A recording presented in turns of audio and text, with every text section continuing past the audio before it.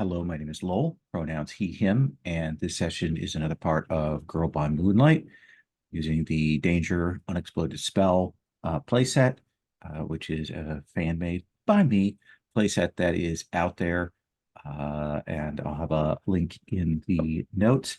Last time we did the finalization on our characters, we found out about the grand theater that they live in, and we met some of the NPCs, saw our first obligation phase, and worked through the downtime actions with our players, our characters connecting to one another here as the protagonists, getting to know one another.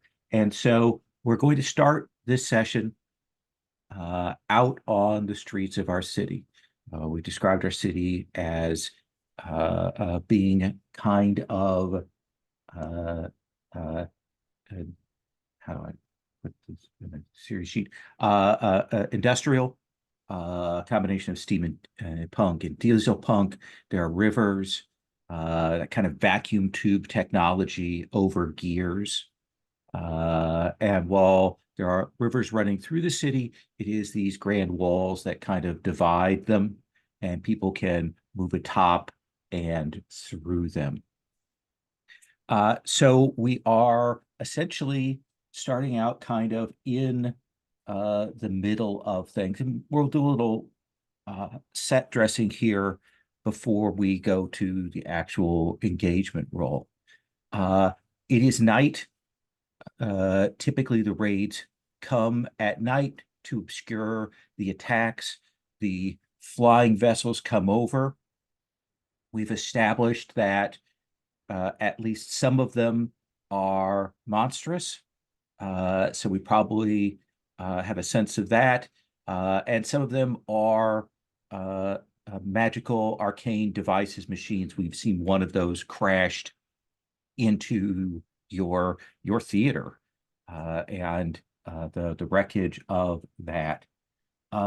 So uh, uh, what uh, what do people see when these spell bombs get dropped? 37. Is it a flare? Is it a firework? Is it a streak? Is it just noise, or is it just a cacophony of different things when we start to see things striking the city? Yeah, I think I I actually think it's not like I actually think it starts with things. Hmm, I think it's some kind of transformation, right? I think you don't actually see anything being dropped per se, but like you see the effect because anything in a radius, like in a circle, like they get I don't know, turn into salt pillar or like turn into black tar and like that's only what, and then you look up, you see, I don't know, bomber plans or witches on brooms, and that's how Yeah. you know, like someone is dropping an attack. So we see the waves of magic. We can see spells going off. There are flares and flashes once they hit, but we don't get a warning. We don't get, some spotter about the target until they go off, or noises. At least that's the stage of how the bombings are organized. Now, Kemi, what are we seeing? Like, what do we see from the ground here? Hmm. Well, since we aren't seeing these things until like they actually happen, I feel like probably any of the people kind of in the surrounding area kind of in a they kind of are probably in a panic, kind of getting kind of kind of almost in a way kind of woke into this situation in a way. Um, and probably because of that, there's also some uh, kind of a more than usual kind of like debris wreckage kind of happening, since there's probably because the defenses were probably not as prepared for what was happening. Yeah, they have some protections, but they're very reactive at this point in the war. Saracena, like what do we see of defenses and their interactions with what's flying over the broomsticks or the planes or the flying monsters? I think that it's a really mixed bag, and it like depends almost block by block. The most basic are light beams that are crossing, if nothing else to obscure vision to the city. Okay. So there's a lot of that, but there's also, and this is the problem, is there's also a set of folks to throw up chaff, which is very effective against the flying things in that they sort of bobble and turn back and things like that. It is deterring to them, but it's also hard on whatever the chaff falls down back on. So it's like another source of damage that occurs. That's just part of attempt to prevent. So they're firing things up into the air. Some of it is physical, some of it is magical, combination of flares and chaff and dancing lights being cast and things. So we do see the sky lighting up there, but a kind of a stroboscopic chaos of that. And within that, Alina, like what is the like the biggest thing that we see in the sky? Is it a plane? Is it a dragon? Is it something else? Oh, what is the biggest?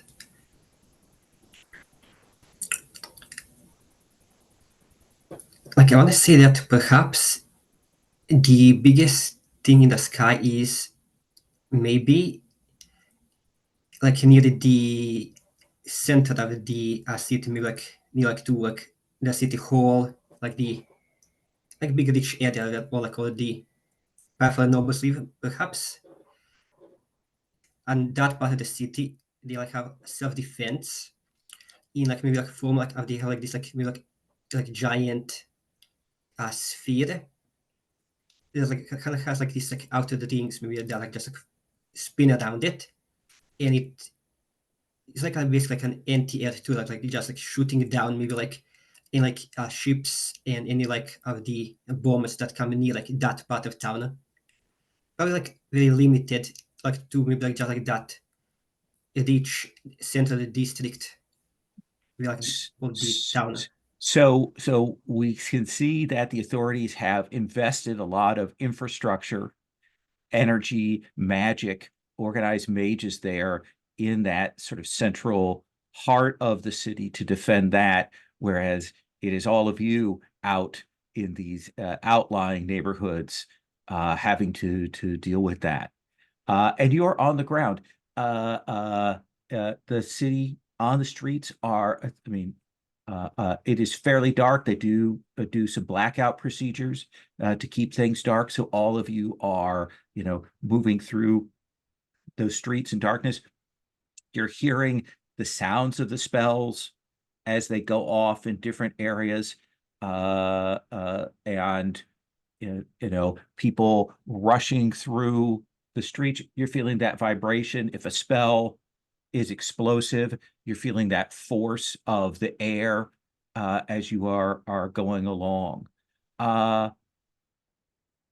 Saracena, tell me this neighborhood that you're in, that your group has entered into.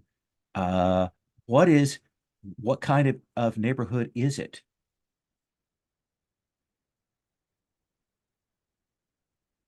Oh, I think that it is classically called the Clockmaker's Alley. And mind you, there is an alley that's in the middle of it, but then there's proper streets on both sides. It is the old sort of craftsman district, like full of jewelry shops and watchmakers and things that where they made the tech.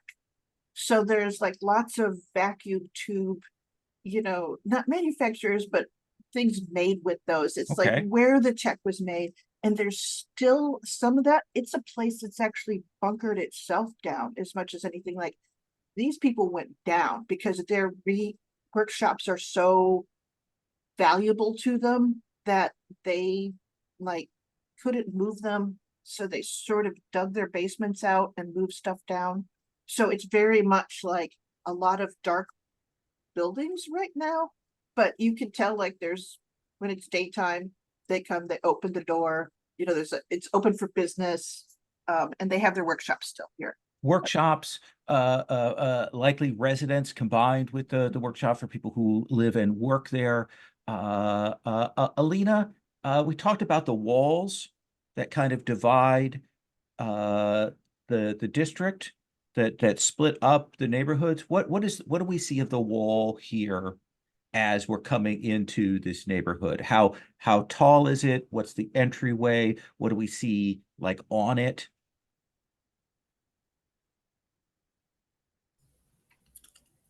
I think for the like this wall, like I say, it's probably like pretty tall, and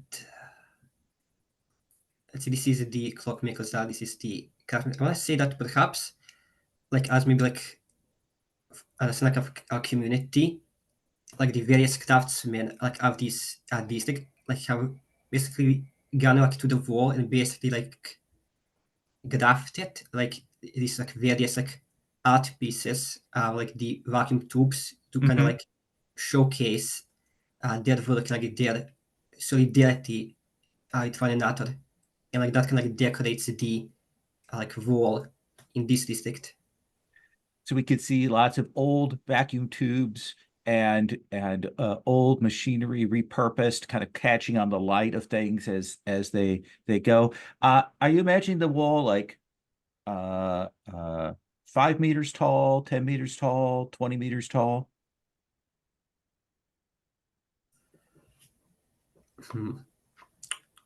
I don't really like At maybe least in this area, how tall is it?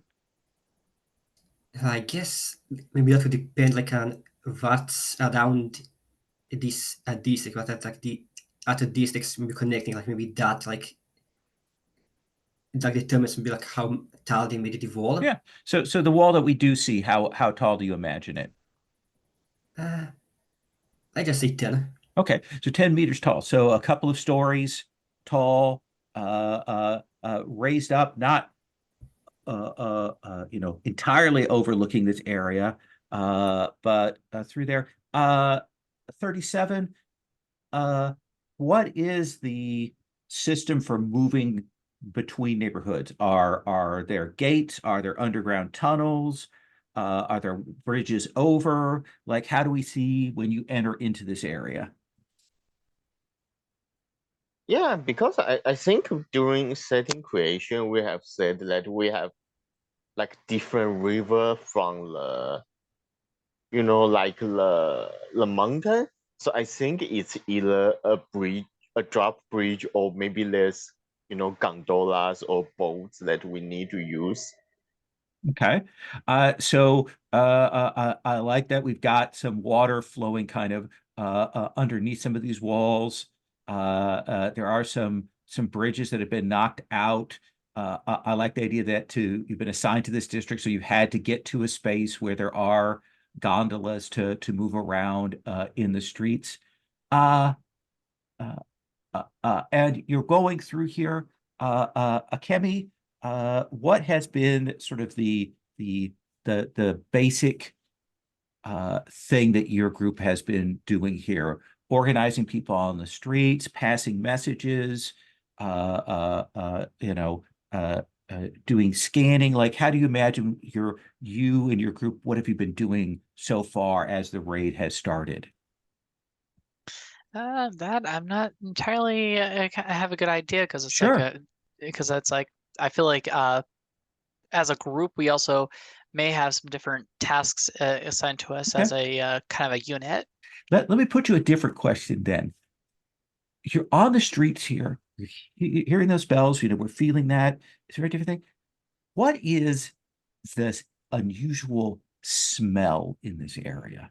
What is that we're getting, either from the spells or the clockwork or the raids or something? What is in the air? I feel like with the damage and everything actually that's kind of occurred, is there's probably in the air kind of some kind of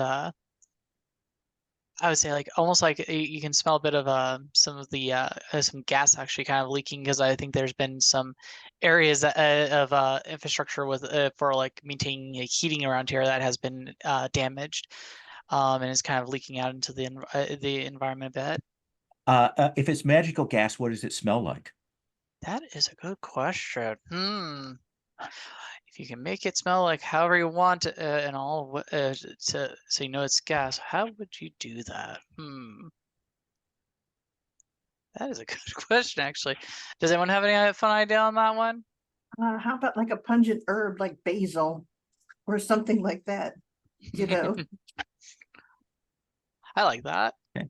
Yeah, so I do think you will smell that. It's a weird kind of like an unusual basil, like not quite Thai basil, not quite regular basil that kind of hangs in the air. You'll smell that in places. And we'll see you moving along, moving towards where you're hearing noise coming from, where you've seen some of the explosions of spells. So we are going to do your approach roll here. So you always start with a die, because that is the basics for this.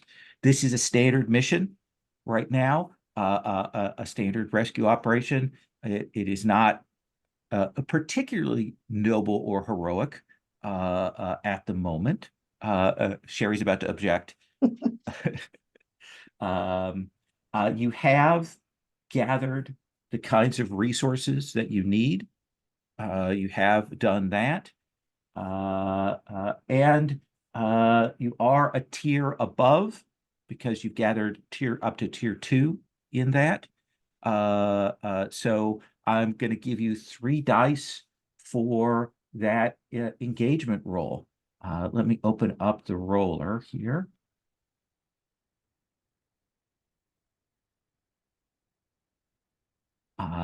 So we are going to start 37. Would you please roll 3d6? Okay, let me just go get the roller. Sure.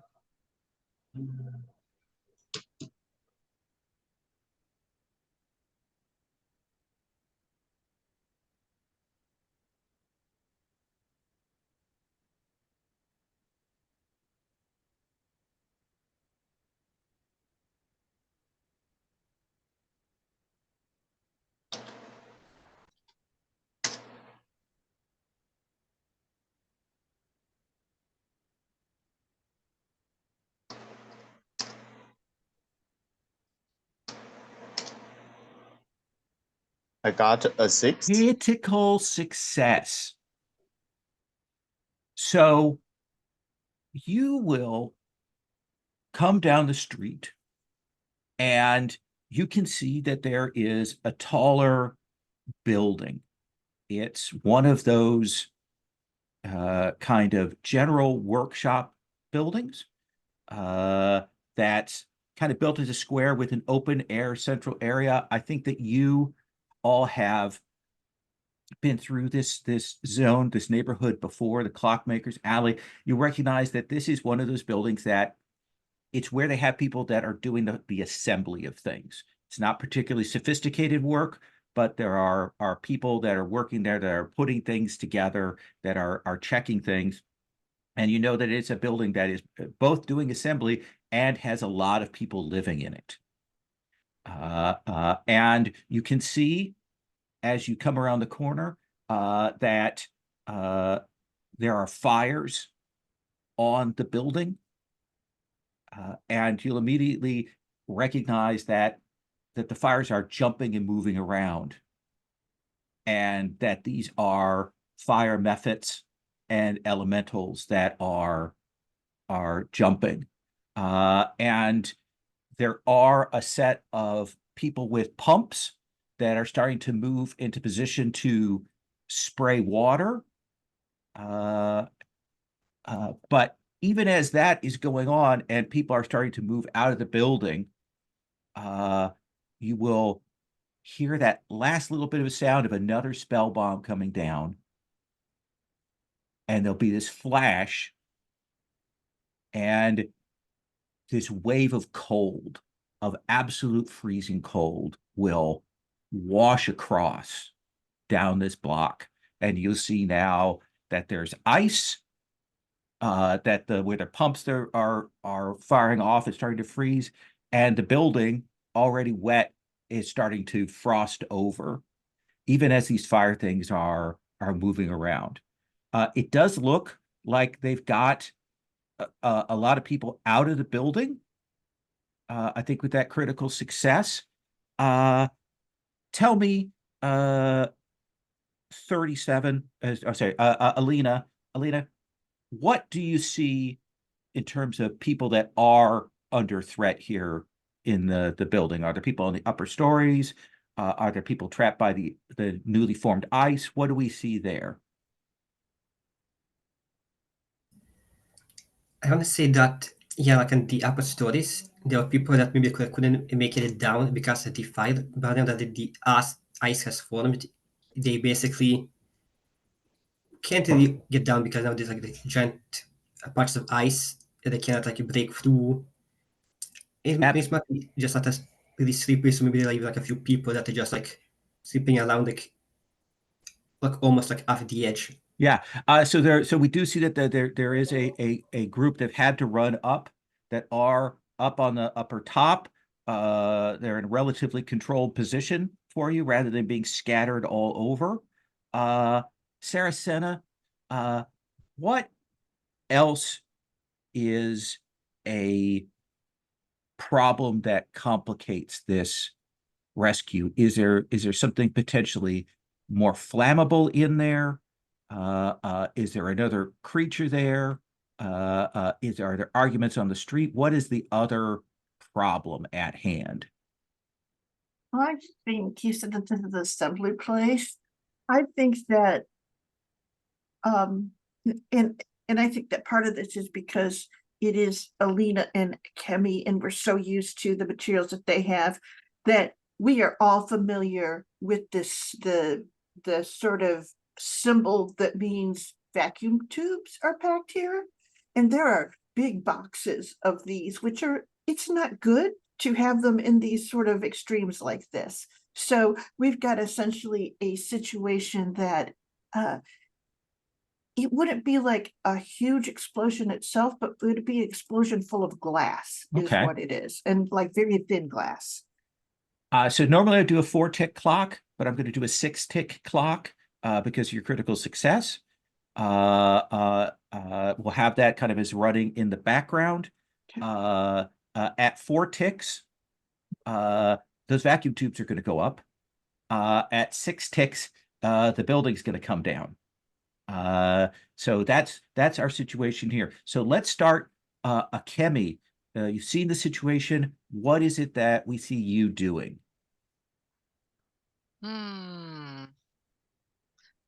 So, I guess the thing that at this would be just like Akemi, just I guess being aware of these volatile bits of glass here that can kind of go off. And they're kind of they just knowing, okay, this is this kind of situation. They don't really communicate. They just kind of just start rushing on in there to kind of like start trying to nab any and start moving, not really thinking to say too much at this point. So your goal is to get in, get up to where the main storehouse of these things would be, kind of get them out of there. Yeah, it's either to get them out of there, or if it's necessary, find a way to dispose them before they actually have a chance to shatter and stuff. Okay, what do you want to roll for doing that entry right now? On this first round, because you've come in at a good time, you're in a controlled position. There, a standard effect. By the way, before we go too much further, so by default, I will always have actions, unless other circumstances have been called, are risky standard effect. I will only talk about things if it's different than that, and you're welcome to modify it from that. But just remember that that's going to be the default generally. So, Akemi. Yeah, I'm saying as this be more on the perceived thing because they're taking in the situation and kind of being like, okay, and reacting to basically whatever they see it needs to be done. Absolutely. Do you want to push yourself or anything? Yeah, but I want to do it with a poison promise possibly. So the poison promise will be, I think that you can get you'll be able to get up there, but I think that the pathway for you to get back or for others to follow you is going to be obscured in some way. I like the thing of like I end up getting trapped in this situation I'm putting myself in. Okay. So yeah. So that's an extra die for that. All right. So that is 2. Yep, I'm gonna go with that. And oh, What the what? oh, that's amazing. So Nice. like you do this heroically and with style. So tell me what that looks like. I would say it's that thing of like just because they're used to like things with like being in the streets, they get very creative in this kind of wreckage and this move and like where in the like general structure and kind of like basically parkours in a fashion that helps them kind of move along upward through the entire area, kind of in a more hasty and like avoiding the unnecessary kind of things in the way. Absolutely. You may clear a stress, and because I think you realize you've done this spectacularly. I think that there is a bit where we see some water coming down from where the fire and the mephits have melted some of the ice, and it hits on the wreckage that you came up on, and suddenly it is all iced over and covered. But you've managed to get in, and you're in one of these storehouse rooms. We'll come back to you. 37. What are you doing to help ease this situation?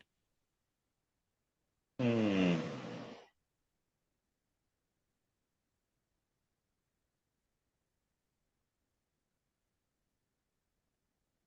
So, so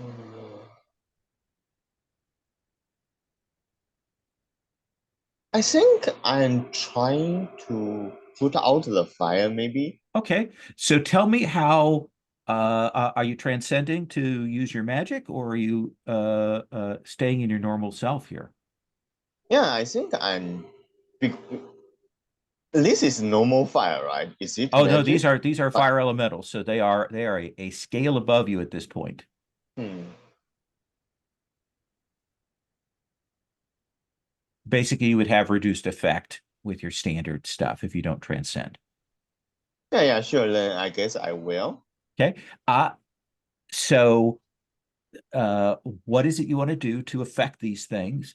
And like describe what we see in terms of that transcendence.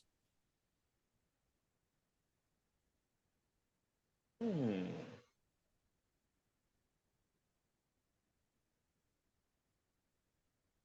Yeah, so I think.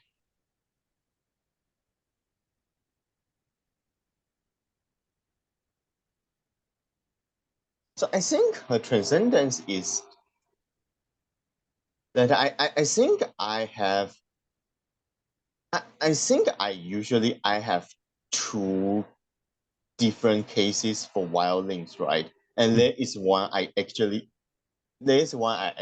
play usually, but like there is one that I don't usually carry around and I don't usually use because that's the you know, like the magical implement. Mhm. And I think like I open that.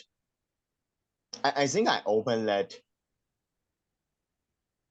case and like I take out this violin that's like it's made of something like it looks like bone, like it's white. It looks like it's made of bone, and like I think in the center of the violin where like you know the string, like there is a box, you know, an empty space where there would have been a box. There was like it's kind of like a mix between a violin and a music box.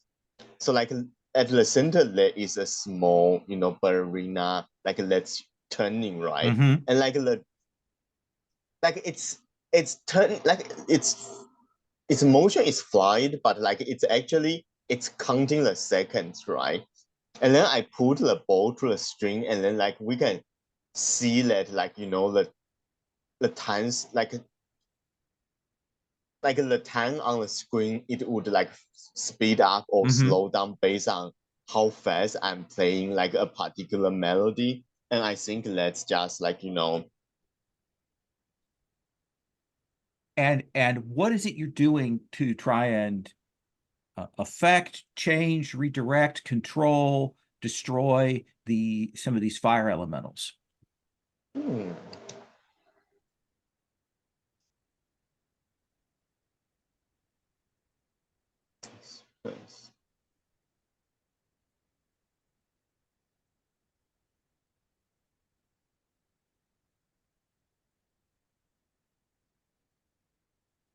Yeah, so I think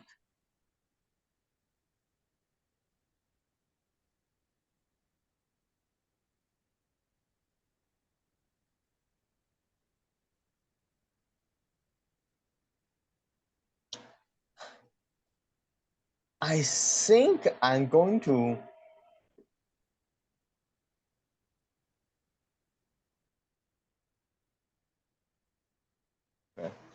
I think I'm going to do like that what was like you know the like the Pied Piper kind of Okay. thing. I think I'm trying to like lure them away, right? With Okay. music, like luring them away to I don't know to a river or something. Yeah. So what do you feel like that is that action? It feels like that might be defy or express. Does either one of those work for you? Yeah, sure. I mean I have one dot in both in Okay. either, so like it's the same. So we're So starting with one die. let me see. Is there a poison promise I can take? A poison promise you can take. I think that the poison promise is that you have to get closer. And it is super cold here. So I do think you're going to potentially take harm there for that extra die. Yeah, I'm willing to take that. So Okay. that's two. Let's 2. see. Let's see.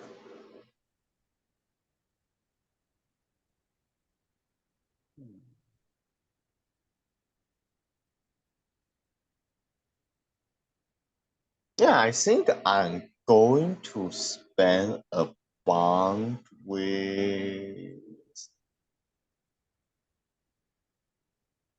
So the links you spend right now, the one that you could spend on yourself, I believe, is a chemi. Is that right?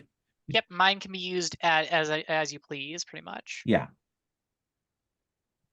So you could spend a chemi's bond to, for example, give Oh, yourself right. an extra die or clear stress.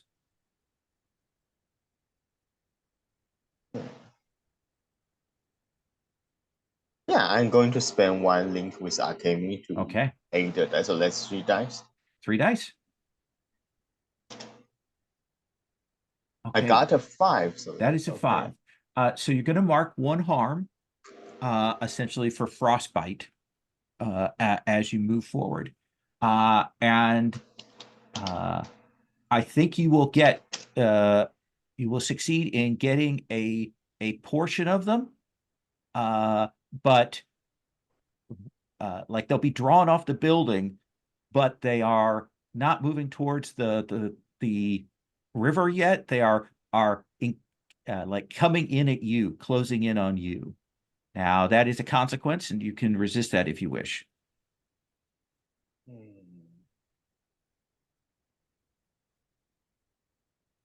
Yeah, sure. I will resist that. I roll for I think this is probably stars because this is more of a. Oh wait, hang on. Consequence physical.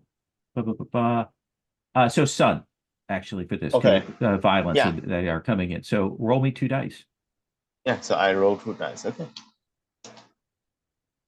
Look So at I got that. a 6. No stress. They come rushing at you. You change the tune on your violin, and they start moving on past you. And a chunk of these fire elementals have danced down along the street off of the building. Yeah, all these 6s. This will come back to haunt you all. Yeah, it will haunt me at the very least. Oh, don't worry. I'll get like ones for obligation again. Okay. So Alina, we've still got people up top. We've still got some of these fire things. Akemi is up in the building. This ice is and the cold is definitely freezing things. We can hear the popping of things as that kind of flash freeze goes on. What is it that you want to deal with? Well, we know that the building is going to basically just freeze over and basically just like lose all stability and just fall if you leave the ice. Mm-hmm. But we do have some fire elementals still up there, so maybe we can use the fire elementals to basically just like melt the ice, and perhaps in doing so, the ice, because it was like ice made from like this magic explosion, this magic bomb, it's an exploded spell. Maybe the ice could in a turn also extinguish the fire elemental.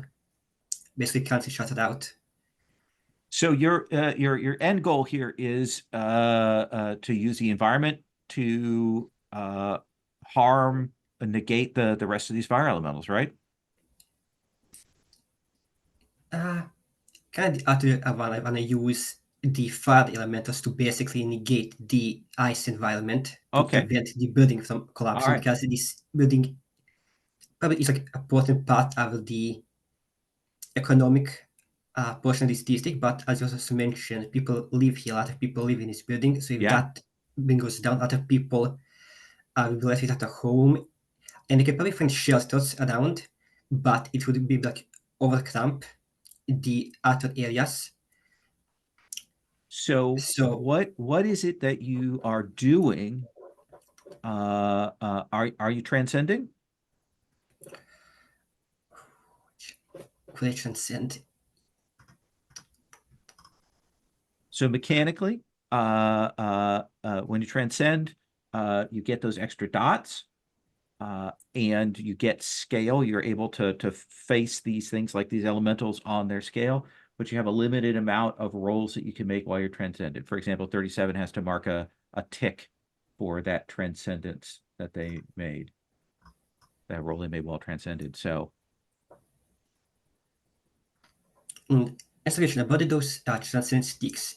Those remain just for like the mission, or do Yeah. they remain? well, they remain for the mission. When you run out of those dots, you return back to normal. And it's not great when you kind of fall out of that.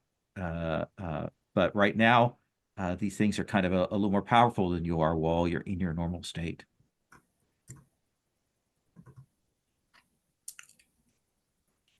I think I'm going to be faithful to the fiction and not transcend. Okay. Because I think Helena would do that at the moment. So how is it that you are going to affect these fire elementals with the minor cantrips, magic, and engineering skills that you have?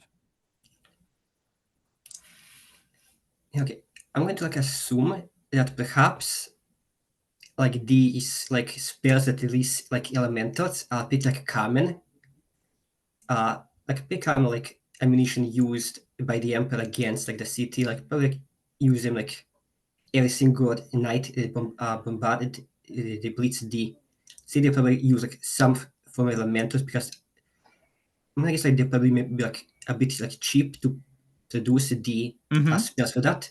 That seems fair. So I think knowing that how common elementals is, I think maybe perhaps like the corpse has like made like some sort of like device that can kind of like maybe like a magnet that can like just attracts elementals to it. Yeah, so you got a little Interesting. minor elemental magnet that you have to kind of set. What action do you think that is?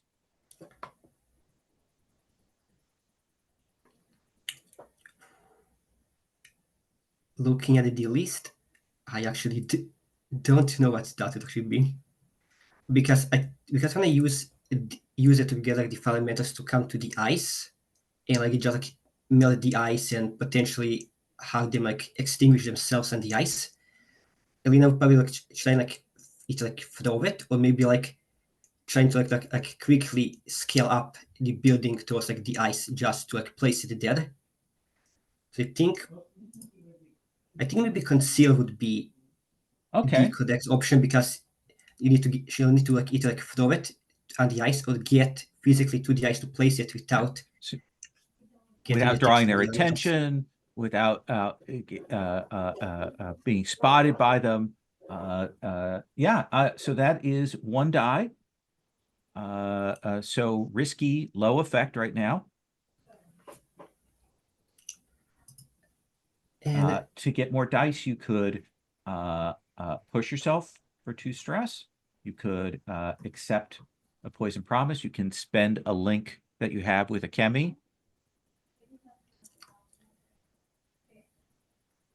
Okay, pushing myself would give me 2 stress. Yep, I mean an extra die.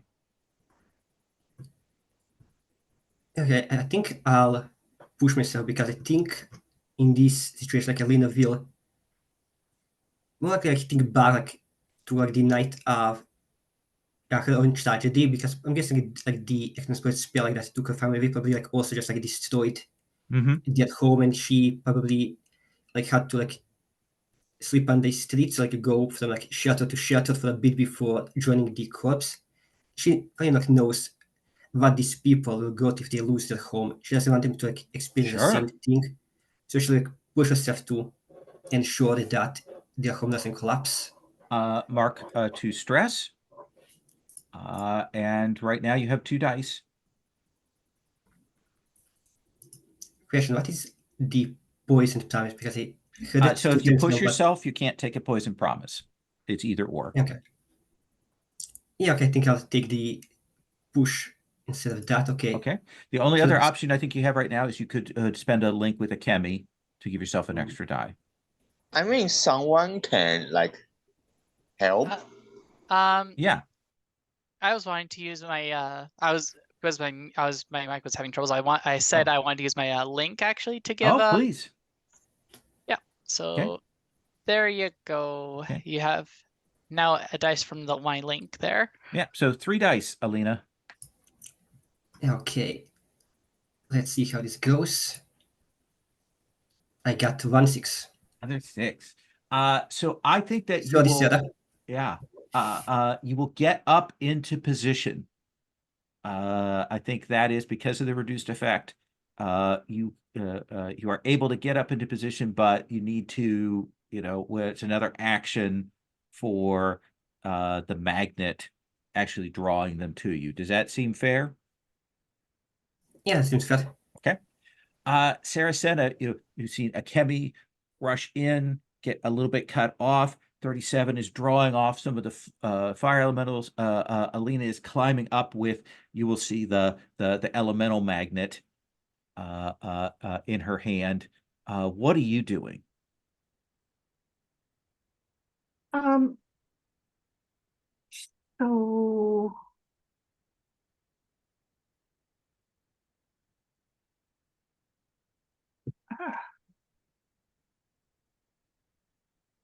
So let's see here. Well, I can soothe the troubled hearts of foes. It's one of my abilities. And this is a workspace, right? Yeah. So my guess is that there are sets of lamps here around there. I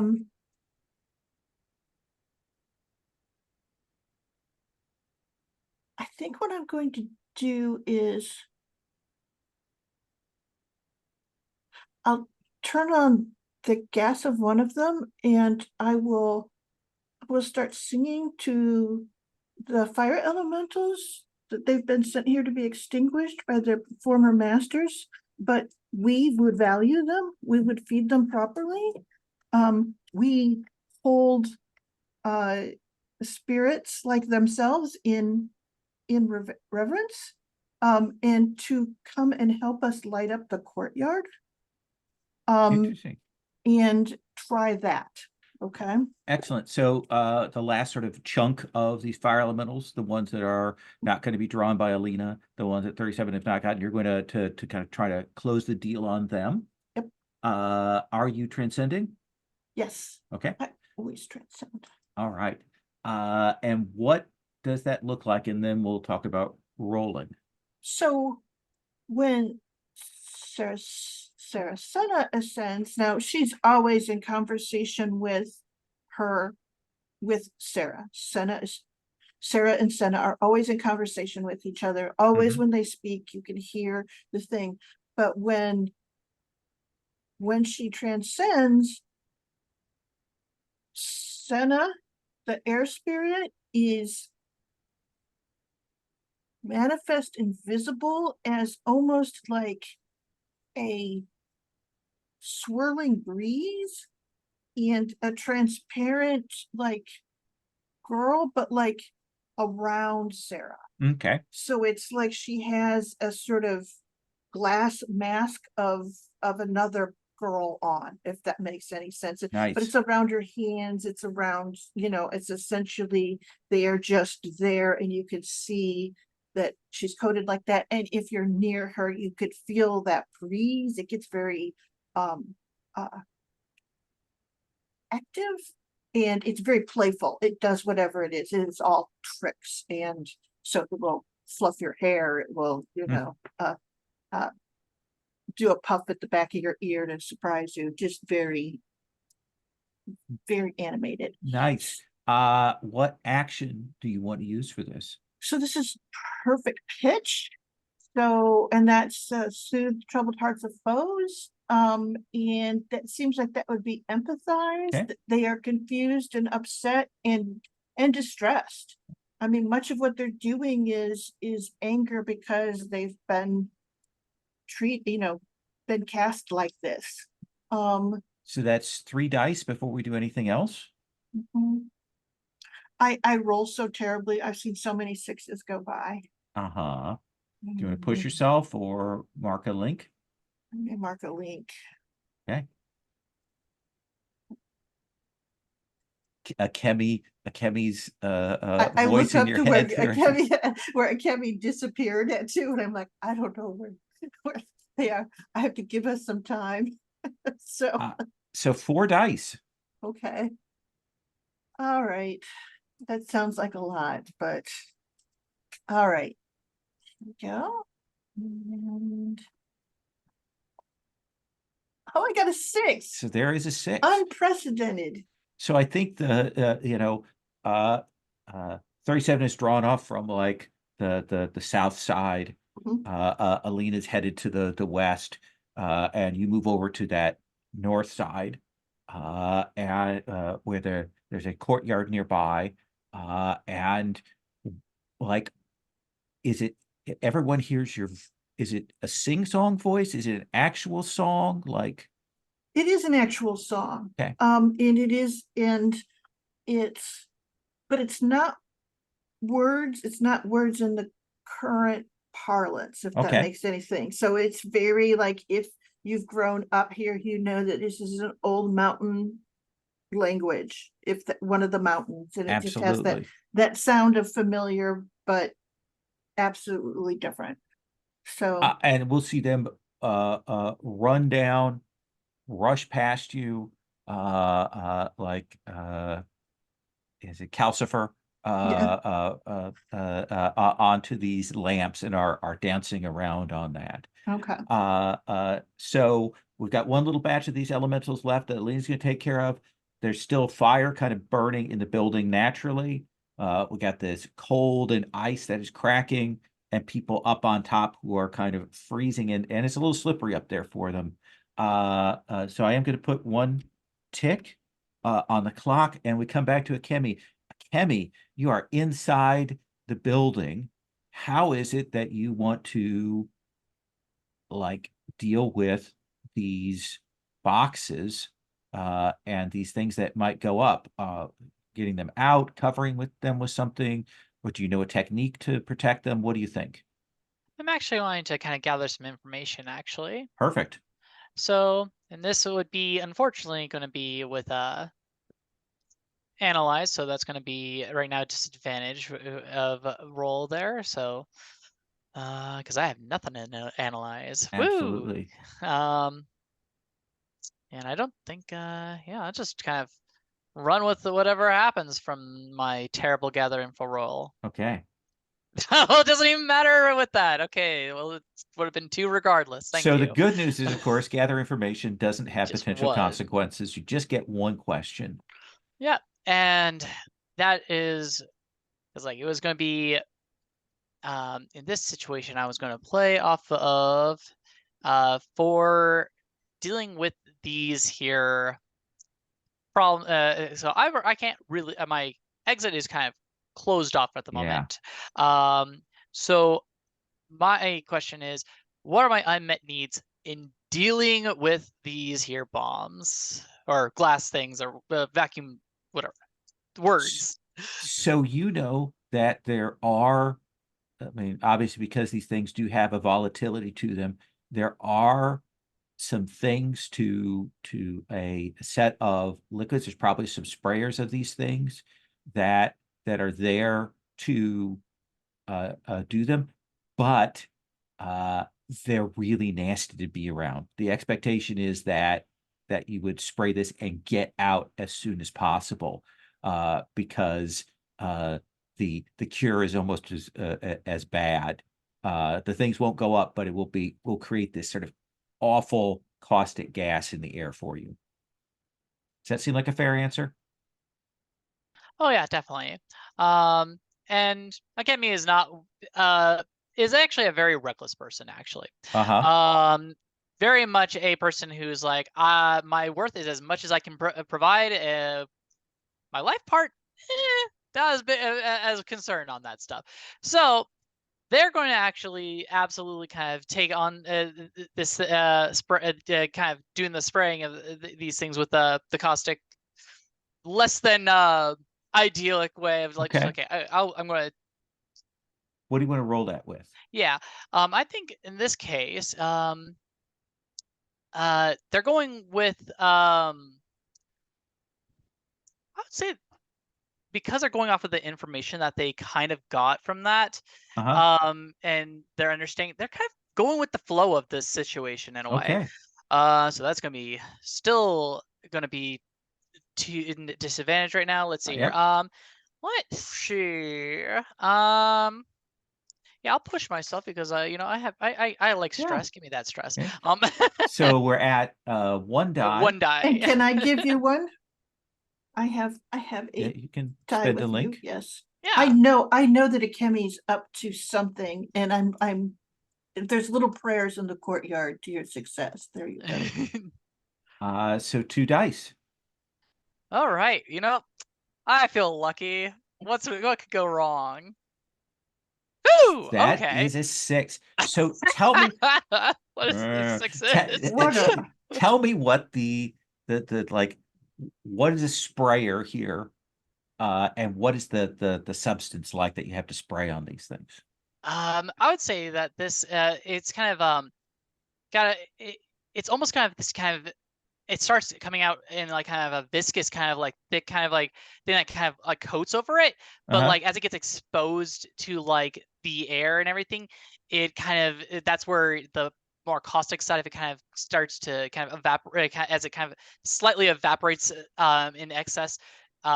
into the area. So it's like as it kind of binds to these things for that like nice protection.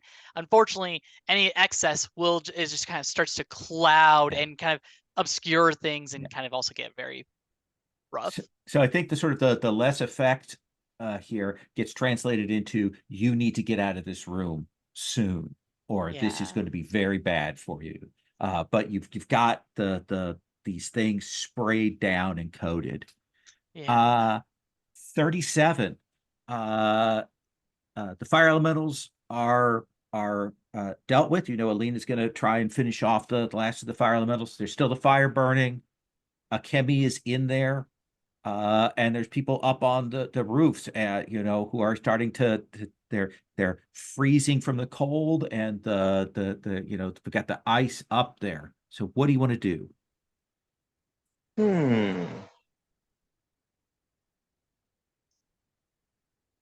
So now that the fire elemental is gone, we can try to put out the fire, right? Yeah. Yeah, so I think I'm going to try to like speed up time to make the ice melt. So like, they become water and like they flow and like they would put out the fire. Absolutely. Kind of intensifying that freeze and ice to deal with that. Playing on your violin while you're transcended there. What do you want as the role for that? What's the action you think?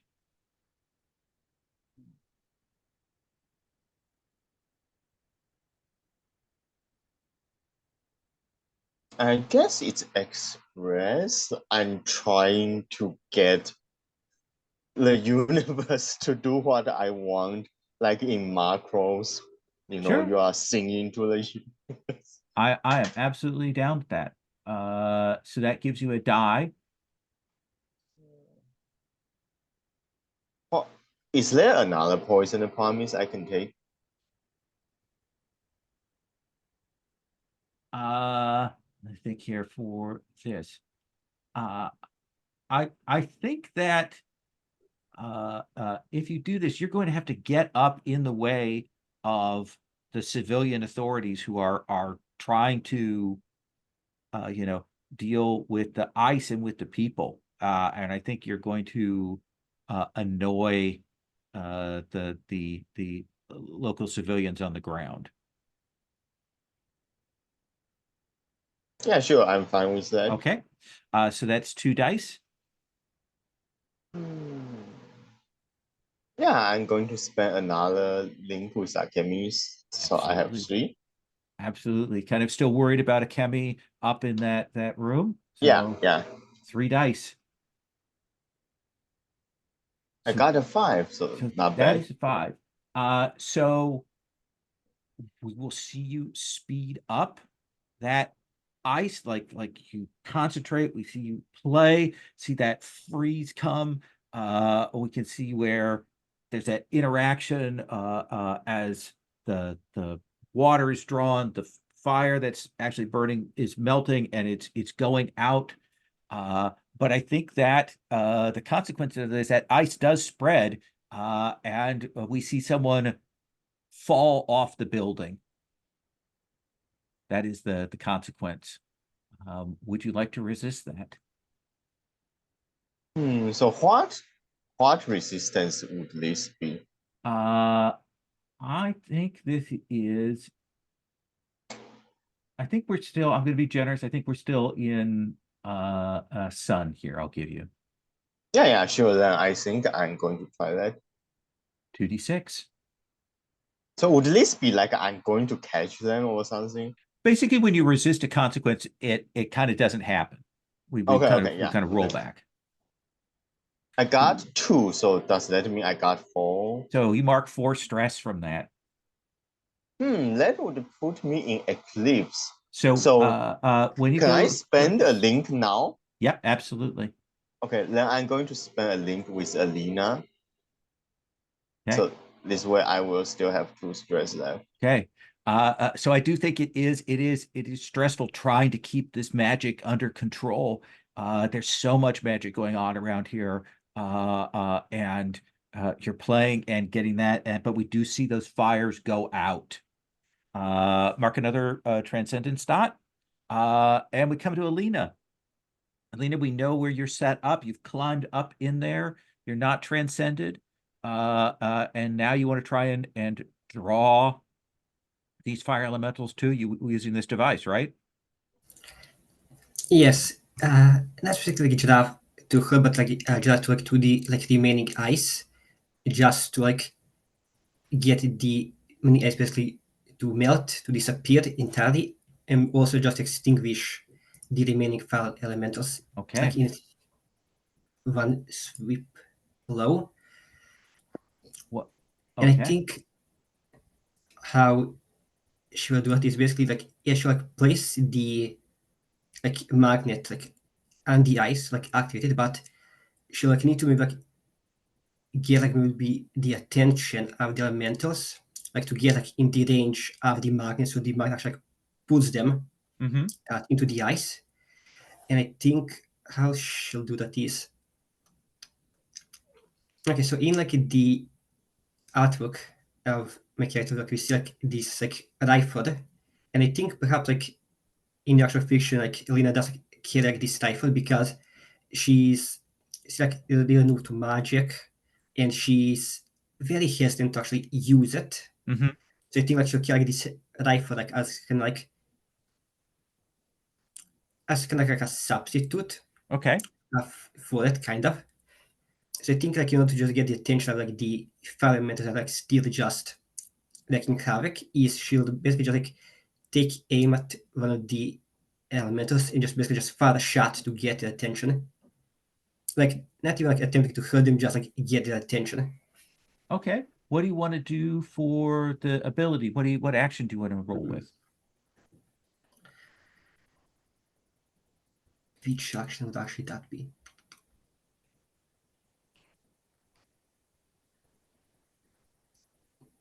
I also I think have- you're short a dot. You should have one more I'm dot, just- right? I think you've got Uh, one dot more on your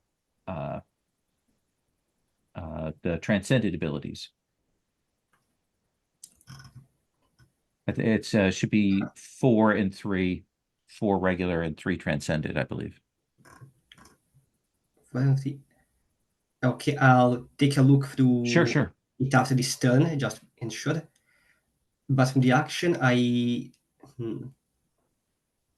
like I have a feeling it might be defy potentially. Yeah. So you would roll with disadvantage with 2 dice and take the lower. Do you want to do anything? You could push yourself. You could spend a link.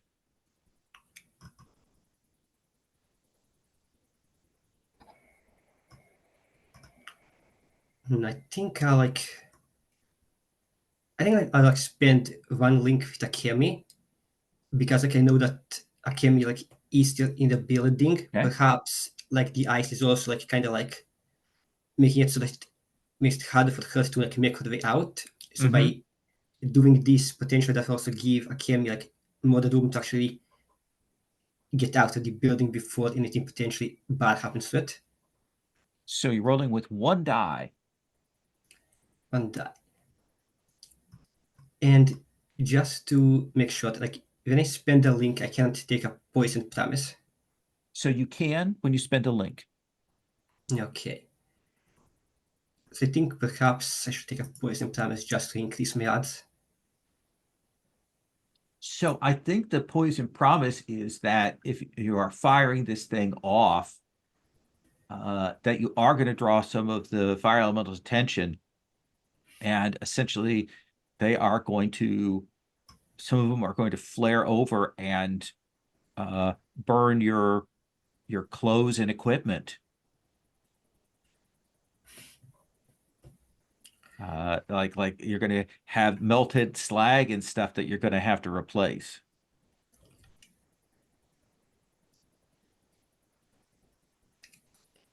Yeah. You good with that? That seems like that seems like a good state. Okay. So let's have you roll 2d6. 2d6. I got 1 6. So that is a 6. So you aren't transcended. So there is a reduction. What I'm going to give you is a potential consequence here. You'll be able to take care of them. But I do think them, besides like coming and burning your clothes, you are going to mark a level of harm, essentially burned. And you can resist that if you wish. I can resist that. So Then that would be violent. So you'd be rolling with sun. sun isn't the greatest. So I'm not gonna resist it. I'm just gonna take the consequence. Okay. So mark a level 1 harm of burned. And I think all of you will probably hear Alina cry out. 37, Sarah, I think you're in the position to see Alina like dealing with the fire elementals, but also getting hit by them hard. Sarah, you are muted. I don't see a Kemi, but we've got those people to rescue. Mm-hmm. Some of them are like slipping around on the edge there.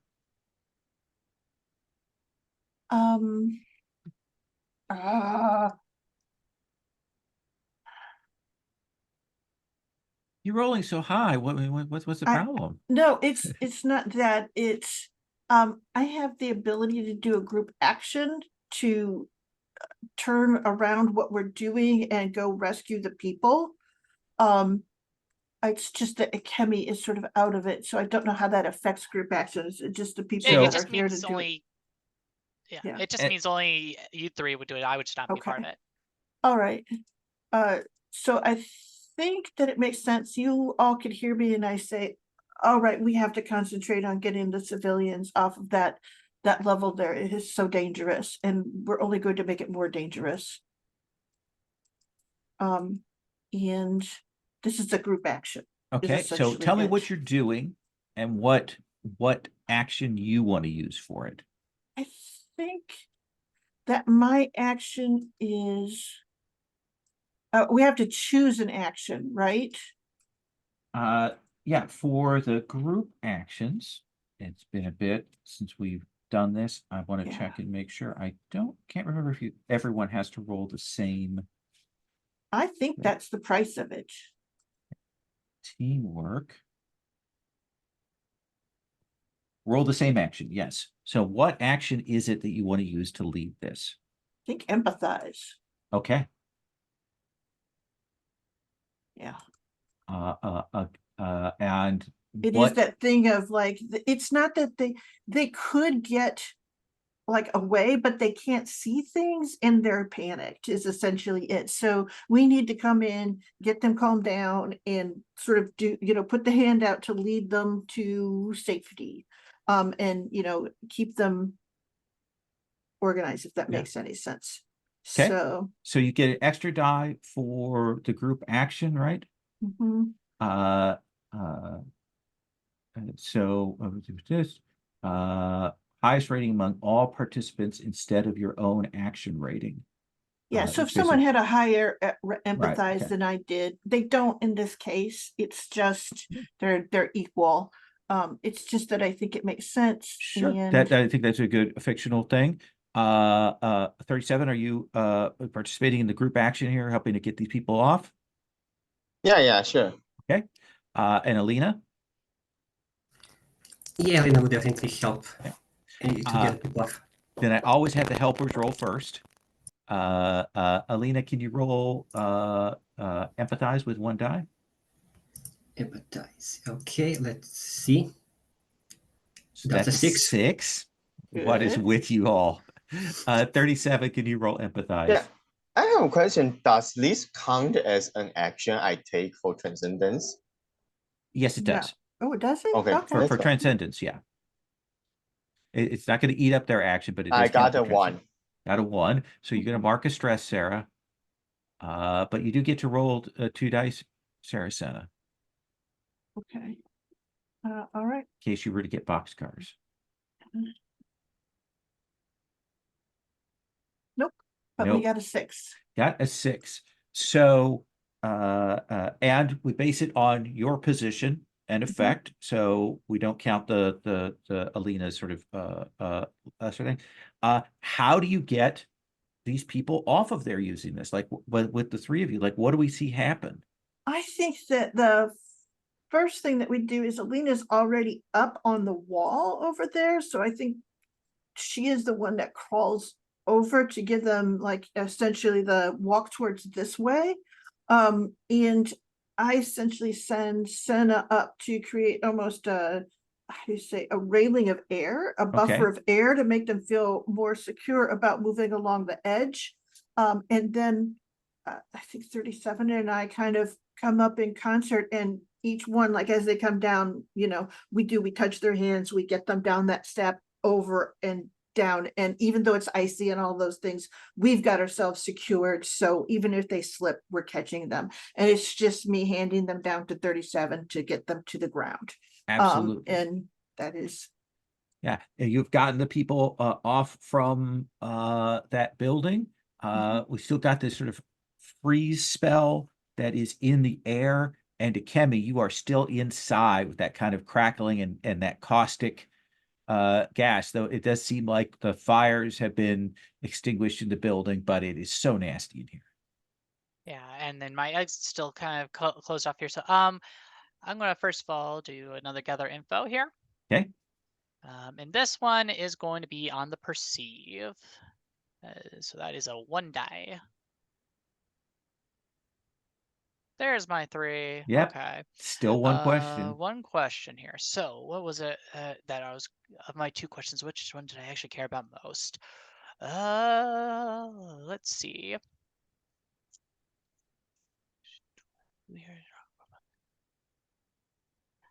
Okay.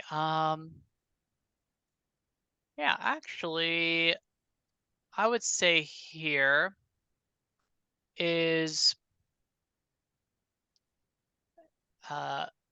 in the sense of because I'm trying to this is what I ultimately am trying to find out here is who here is feeling in danger. Namely because I don't know if there's any other people up here. Yeah. I think that you will realize like you're listening for the sounds, hearing the stuff. You normally hear the cries of people, but I think you can hear the sing song of Saracena because it carries everywhere.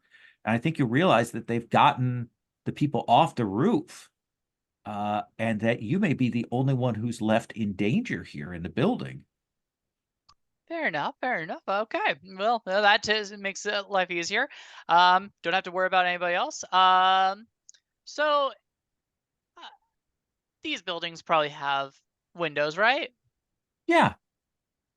Well, Academy's already got the plan. They're going to take a wrench from their little toolbar. They're going to yeet it at the glass and then run right out and just land however they land. They Absolutely. accept that. To the action hero, every window is a door. So what do you want to roll that with? That I will say is kind of in a way I am defying my situation here. Okay. Let's see here. So that is 1 die at the moment. 1 die. And because I'm doing something I intend to be absolutely completely reckless here, because I like the potentials of what may happen to me here, I'm going to push myself so I can really rack up my stress Okay. here. So and 2 let's dice. see. Yeah, and then let's see here. Does anyone want to spend a link with Akemi? Yeah, I think. Yeah, I'll spend one of my links with Kim just to give her Okay. a help because I think Helena would somehow like trying to help. Then she actually sees Kim like burst out a window. So Kemi, 3 dice. All right. There's 5, so that is a 5. I think yeah. we will see you out through there. and the building is higher than you kind of remember.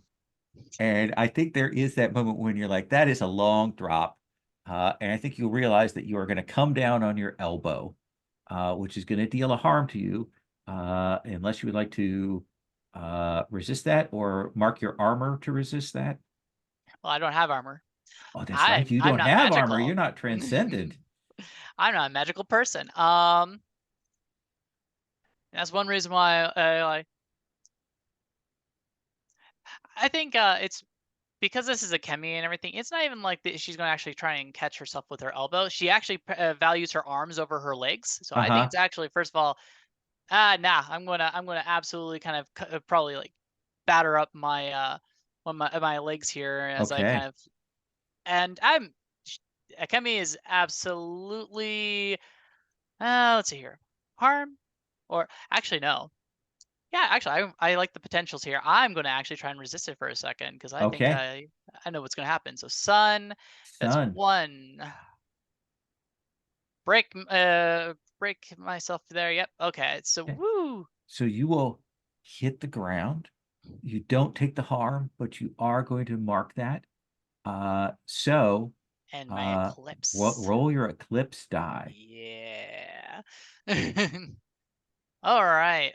If I remember, is it eclipse is just one die, or It's one die. Yep. Right. Got it. Bam. Okay. 4. Yeah. Now that is a 4 to 5. Now, this is one of those places where others can spend a link to prevent it, but I always want to check in with the player to see if they would like that to happen or would rather it not happen because they want to explore the eclipse. Honestly, I always leave it up to the players, because if there's something like narratively that they feel like would be helping out my character, I will always that's fair like that. Is anyone having a link with a chemi they want to spend to help them keep from going into that eclipse? I have 2 links with a chemi, so I can kind of safely expend one. Yeah. But they like lower end. How would you do that? Actually, like before I decide if I want to actually spend it, does anyone actually want to explore the eclipse as Lovell has said? Well, I think Kimmy said that it's up to you all whether how you want to do that.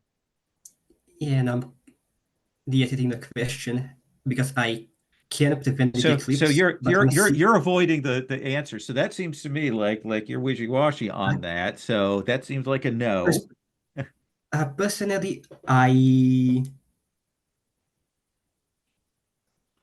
Personally, I kind of want to see the eclipse unfold, but at the same time, I also want to see if the other two players, Sherry and Vertin, also like want to see it unfold, or if they would rather. I always like eclipse after I know the character a bit more, because how do you say, sometimes it's hard to build up the resonance with it if essentially that's your first kind of interactions with the player, with the character, is them in eclipse. It's hard to know what is a meaningful thing, but I'm just one thing.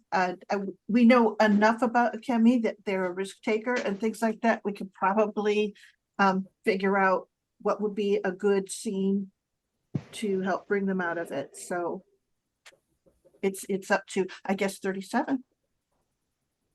Yeah, so I have a question. If I spend a link for that right now, what would it mean in the fiction? Am I talking to Akemi, or like, am I doing anything? I assume it'd be you going over immediately to check on Akemi.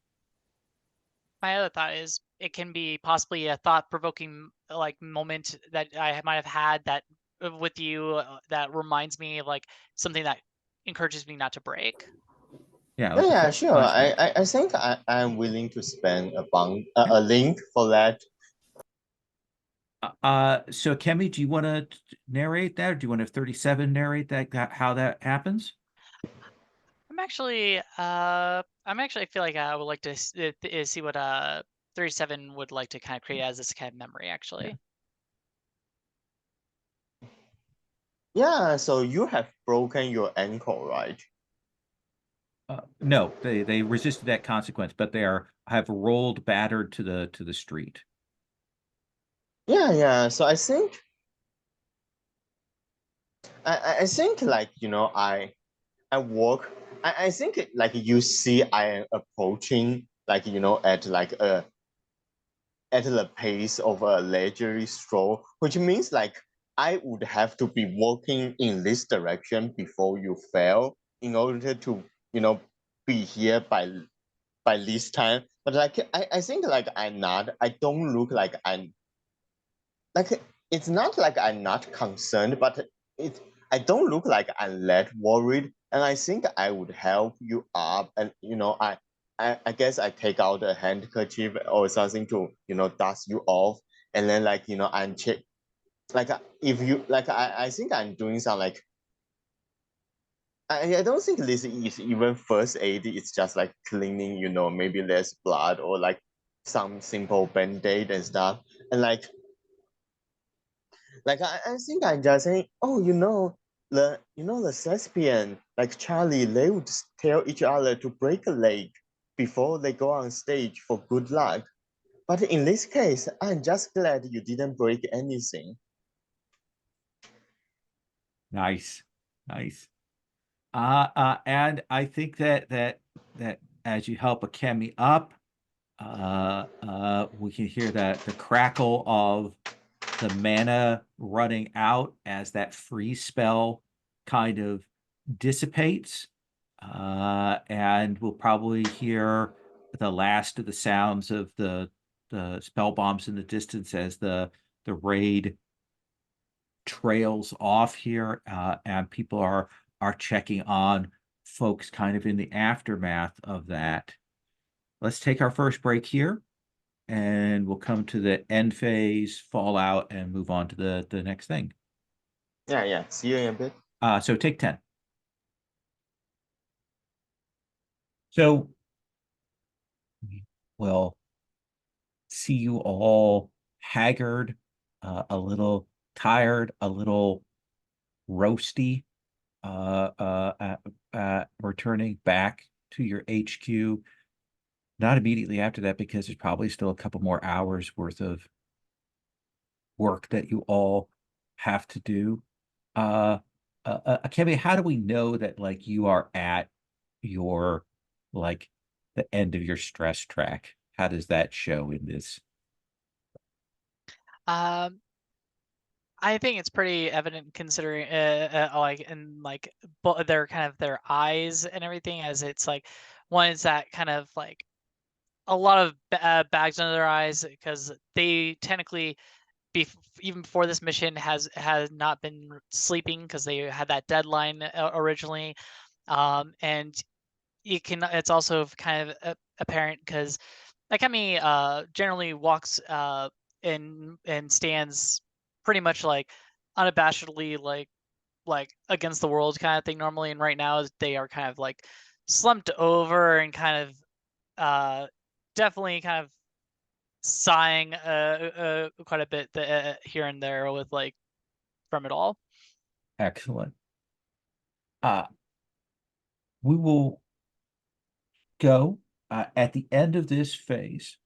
I put one mark on under authorities because of the action that was taken, the Promote Poison Promise. And I'm also going to put one tick on the populace just because of the general effect of things. So we have 2 ticks on there. I am going to roll for fallout here in a moment. Fallout will happen to one of the 3 factions. Whichever one is marked highest on the city tension track. So as a group, you can decide, do you want me to roll the fallout from the authorities? Like essentially bad things happen there or reactions happen from them, or from the populace, since those are equal on there. Anyone have strong feelings? Part of me is curious on like when it comes to these ballots, because like with each one there's always flavored in a certain way. Like I I'm kind of curious, like, is it like a thing like the populace start to get angry with us, or are they all like, or is there something going on in the what kind of flavors does each of these ones have, I guess, Sure. in their fallouts? So if you scroll down on the series sheet, the tier 1 populist fallouts are one of your friends or NPCs or feels some true pain. A cultural celebration is shut down, or fear and paranoia spread. That's the populist ones. And the authority ones are command pressuring your group, increased general rationing, or something tragic has occurred and the government is covering it up. Knowing those, I personally think that where we're currently at, the one that would have the most narrative impact that we would experience right away would probably be the authorities. Okay, that seems fair. Everyone else, are people good with that? Okay. So I also, by the way, one of the bennies for having done that mission is I did put a tick on 2 communities. Essentially, I put one on one of the authority and one of the populace things there to give you some extra things. So I'm going to roll 2 dice for this because you are at investigation tier 2. So a 5. So I think that over the next several days, you will start to hear through the grapevine that this particular raid that you just dealt with hit down by the docks. And there were a set of food shipments that were coming in from some of the other river towns, and they caught fire. And these are both civilian and military supplies. And there is that bit where your keepers come and bring you that, like, your boxes of food and things, and it is significantly smaller than it has been before. If you got 8 loaves of bread, you've got 6 loaves this time. There's half the amount of sugar, those kinds of things. It's tighter, and you will generally see that tension amongst the people. And when they do deliver the food, the person who puts it down has that air of, I dare you to question this. I dare you to ask me, because they've clearly been dealing with that all day. And I think you'll feel that general sense of the belt tightening all over the city. You may all erase all stress from your track, and you also erase all unspent links and reset your armor and your transcendent tracks.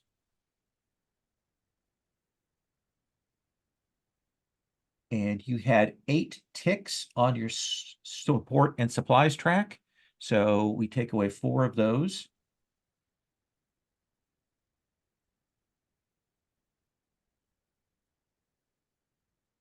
And that brings us back around to the obligation phase. But let's kind of frame this up for a moment here. Saracena, what is the weather like? Like the season? We don't kind of know. What is the weather though that we're seeing here outside? Is it foggy London, overcast? Is it hot, sweltering, tropical? Is it cool? What do you think we see? I think that the attack was one of those that kicked up a lot of smoke and stuff. I think there are old city installations that mean that it kicks off rain to wash that away.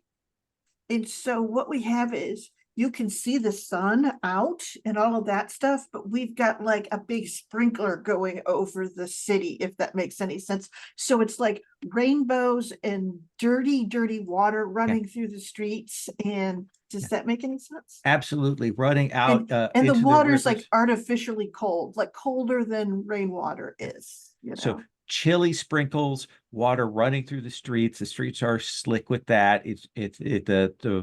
The river itself probably is muddier than it normally would be. Everyone is kind of chilled to the bone as this is going on. Alina, what actually season is it? Are we at the tail end of winter? Are we in a spring here? Are we in a summer? Are we in autumn?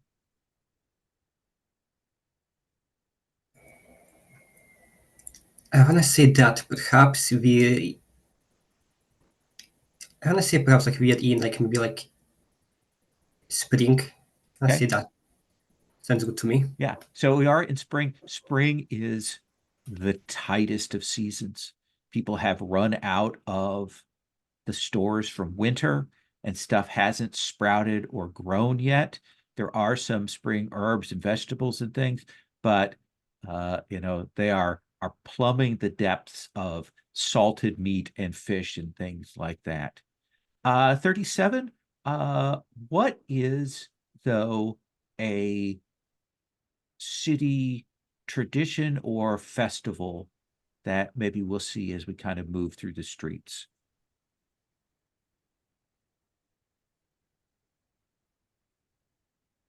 Hmm.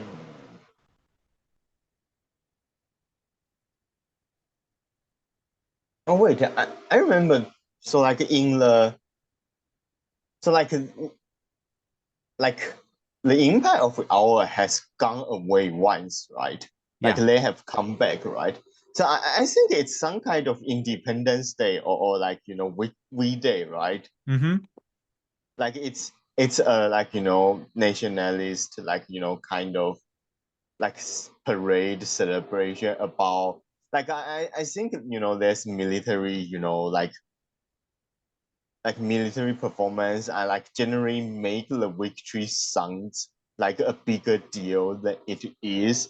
Like a lot of things it's like the empire like retreated for reason we do not know, but it gets being like, oh, it's because our wise leader and like like strategic movement, whatever.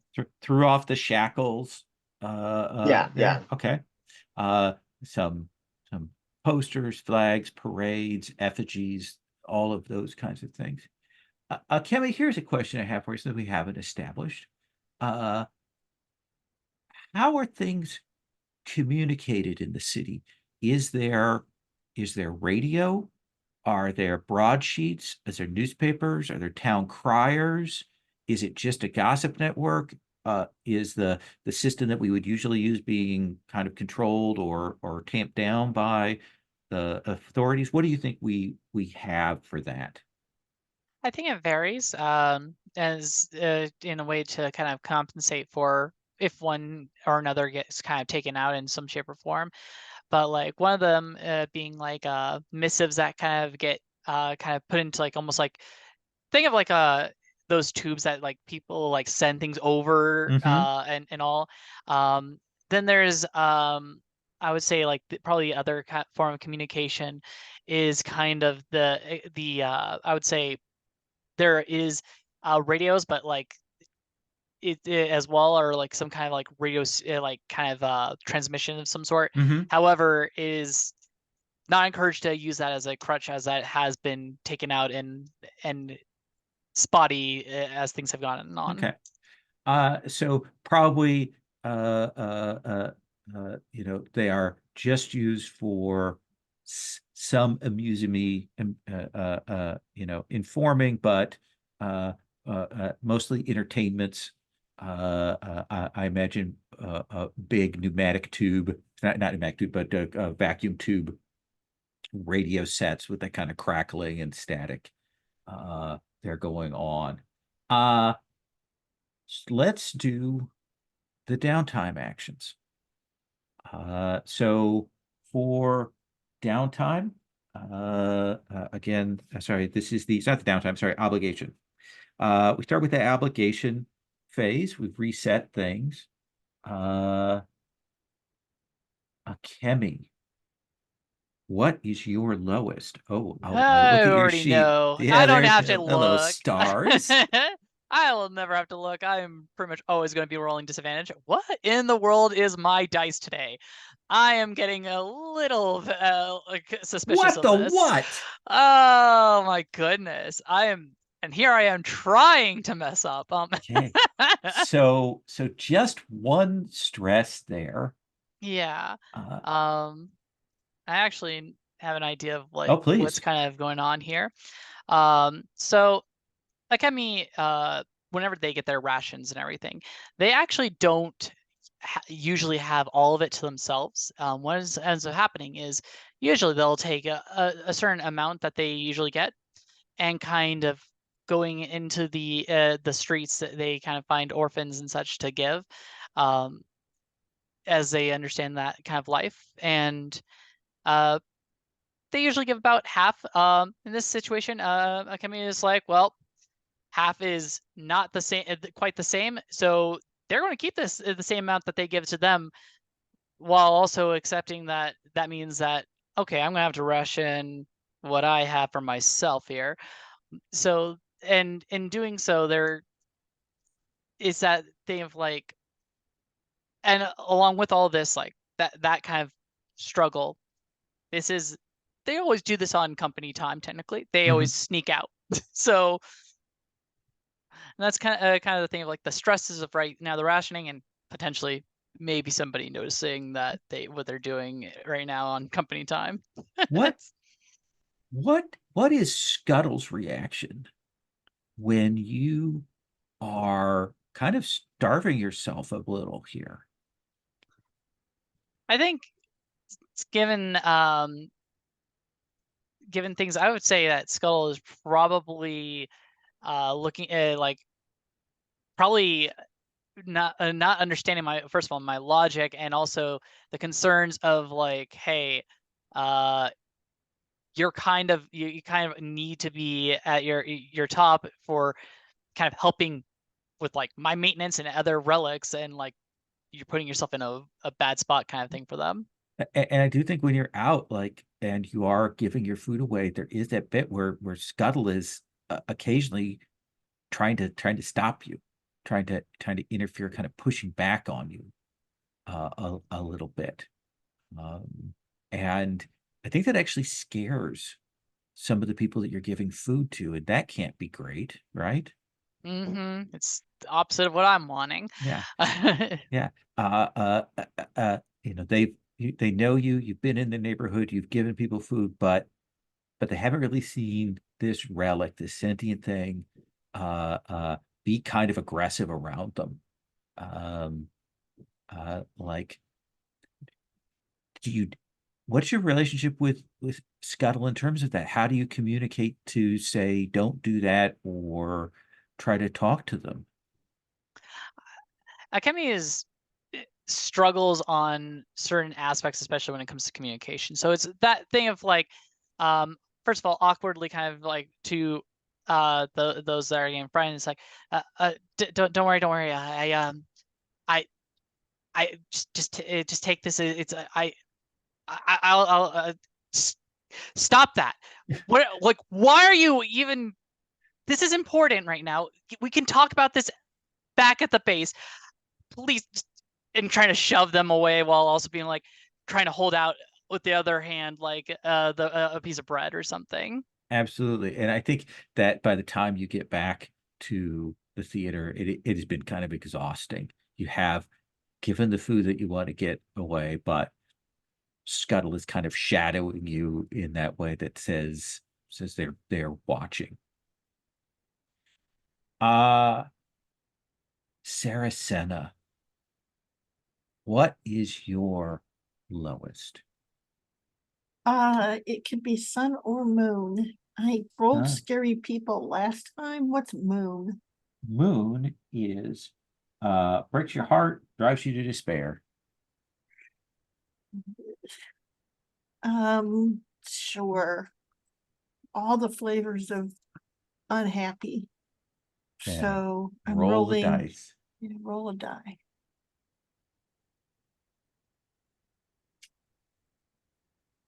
Oop. I was gonna roll 1d1. Hmm. A 3. 3. So that's 3 Hmm. stress. Not too bad. So I think that you will get word that from like a friend that Frome is in the infirmary. Oh no. I will run to go see him. I'll run out the door and then I'll run back in and I will change so that I look more like a regular person rather than like I take off my core, all the core things. Because the last thing I need is going into another bureaucracy and having that particular set of things going. And I go to And I think we'll cut to you.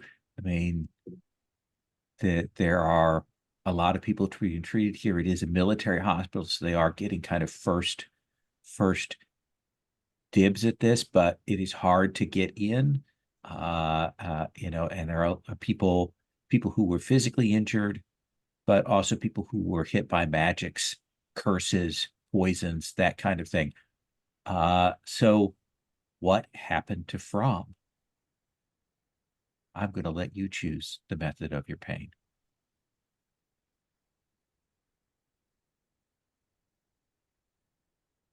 I think he got hit by a curse.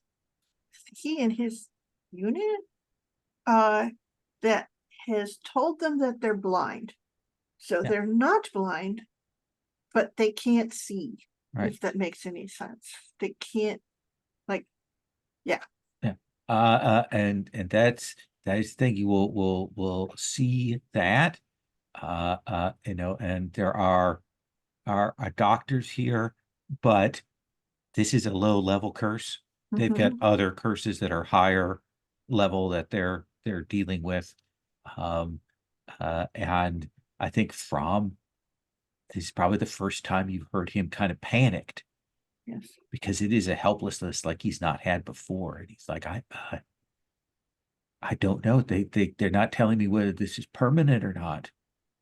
I think, yeah, and I think she goes, I'm looking at it with Senna's eyes, and it looks like a curse, but not a strong one. It may take them a little bit to figure out what the words are, but I think you'll be fine. I think you'll be fine. And here's the thing is would it be like that she's telling From that, but I have that ability to like ease the heart of people and things like that. Could I do that to give them, Yeah. essentially just kind of like I'll probably like sing, Yeah. right? That's probably where your stress comes, is you have Okay. to spend some time and some, you can't do magic here because that would get you in big trouble. But I think you do ease him and get him calmed down. And eventually you have to leave because they are kind of wheeling them in to an eating space so they can listen to the radio and eat. And he will say, thank you for coming. I'll come back as soon as I can. And I do go through like the other people in his thing, and I squeeze their hands and go, I will come back. We'll make sure. So that it's like the group of them, if that makes any sense. Absolutely. But it is tough because you don't want to leave. I do not. Alina, what is your lowest? Oh, that would be Moon, wouldn't it? Yeah, but they always do it with stats because Oh, I'm a that's stranger. right. You stranger. Let's have you roll 2d6. Yeah, okay. 2d6. Let's see. That's a 4. So that is 2 stress that you are going to mark.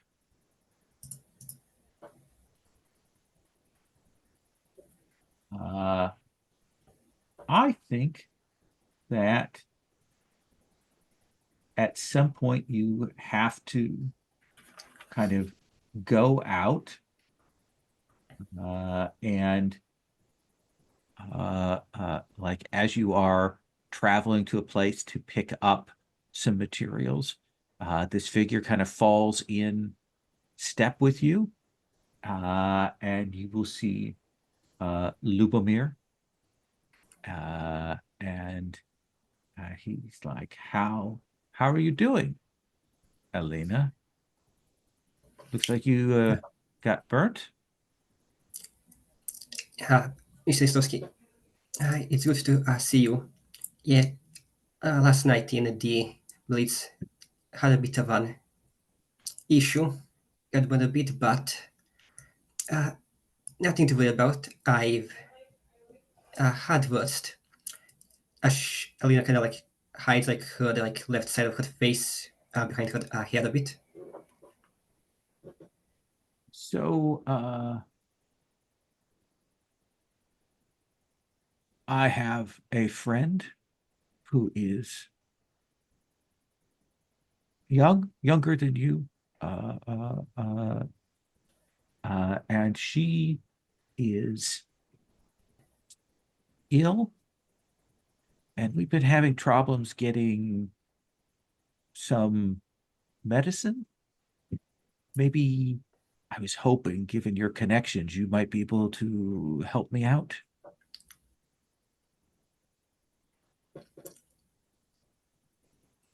I'm not as well connected as you might think, but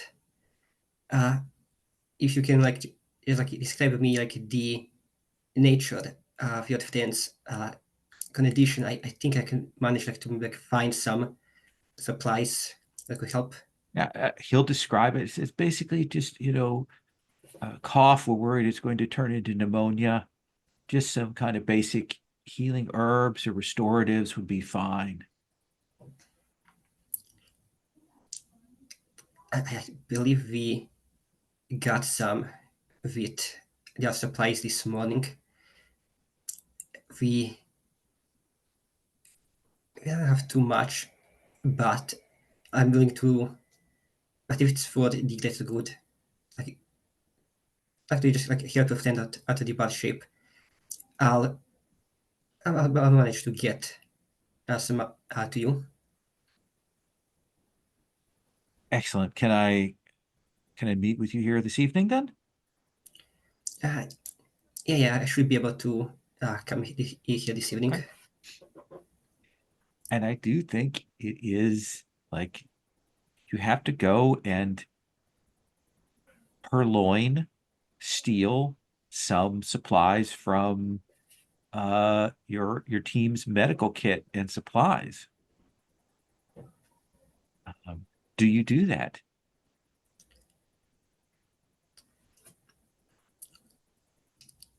Yes, Selena does take some. In her mind, she justifies it. Okay, so it's a younger girl, probably like some kid. Like we can like let her like just potentially like, die senselessly because this disease is going to get worse in the world conditions. We can just let an innocent bystander just die senselessly like this.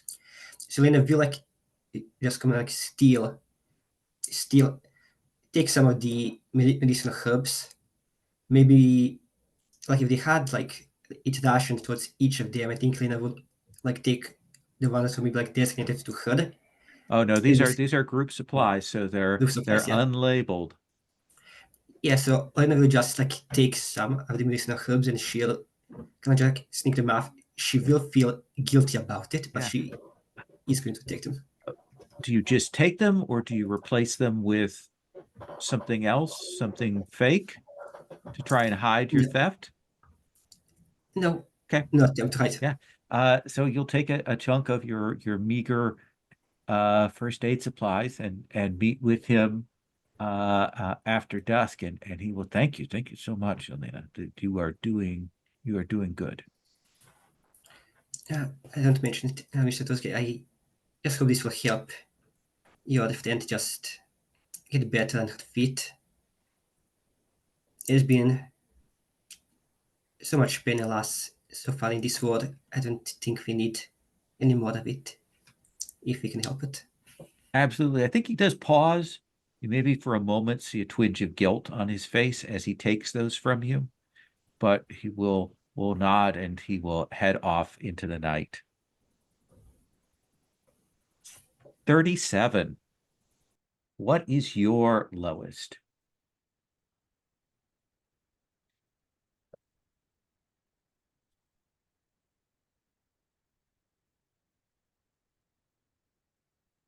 Oh, it looks like moon or stars. Which one do you want to do, Verton? Yeah. Let me see. What did I do last? Despair. Lost times as of panic or social pressure. Yeah, I think we did moon last time, so let's do stars this time. Okay. Let's have you roll. So yeah, I one got stress. a 5. So I think there is a moment when you are essentially traveling between things. You have some training during the day. Sometimes you go out stuff. When you will hear Lady Alina, not Lady Alina, but essentially you hear someone call you by your other name, and then they kind of stop and they go, oh, sorry, 37, and you will see Baron Fleming. Yeah, I think. What is this like? Is this in broad daylight? Like, are we Yes. in a? You're outside, people are around.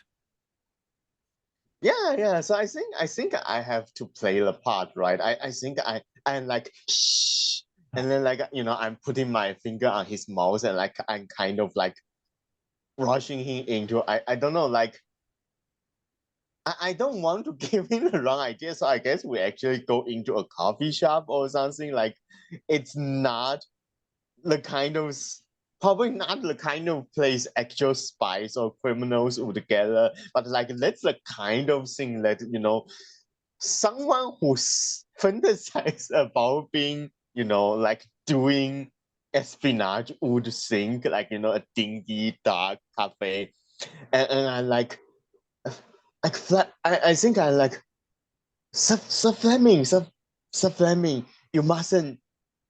I'm sorry, but you mustn't be so obvious about it. I'm I sorry. told you. I was so shocked to see you. So the reports were some kind of cover? Yes. I am. Well, obviously, if I tell you too much detail, I will have to kill you. But Oh, anyway, I'm just kidding. I wouldn't kill you. Obviously, I mean, but look, this is you know how this kind of thing is, where there is war, there is corruption, and like the last thing our country need is like soldiers, generals, profiting off the war without benefiting the war. So yeah. oh, no. No, I understand. I had heard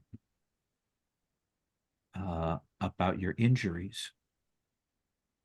Oh And no, it's not a big deal. I mean, how the front line is like, and like I know he doesn't know, but like it's kind of like a flex. Oh, you know what front line is like. so forgive me, I'd heard that you've been injured in the bombing, but I see there was a cover for your other activities. I understand. All right. Well, that sounds good. I will be more discreet. Does that sound all right? Yes. Well, while you are here, Yes, yes. so have you heard, because you know I have been on the front line and like with the people, what is happening with the rationing? Because everyone is complaining about less food. That it's basically we lost. They're not saying how much publicly. They're saying perhaps 5 or maybe even 10% of the foodstuffs that were coming in were lost. But from what I have heard, the number is significantly higher, perhaps even up to half of what was set to arrive was destroyed in that last attack. Yeah, I think But like yeah, go ahead.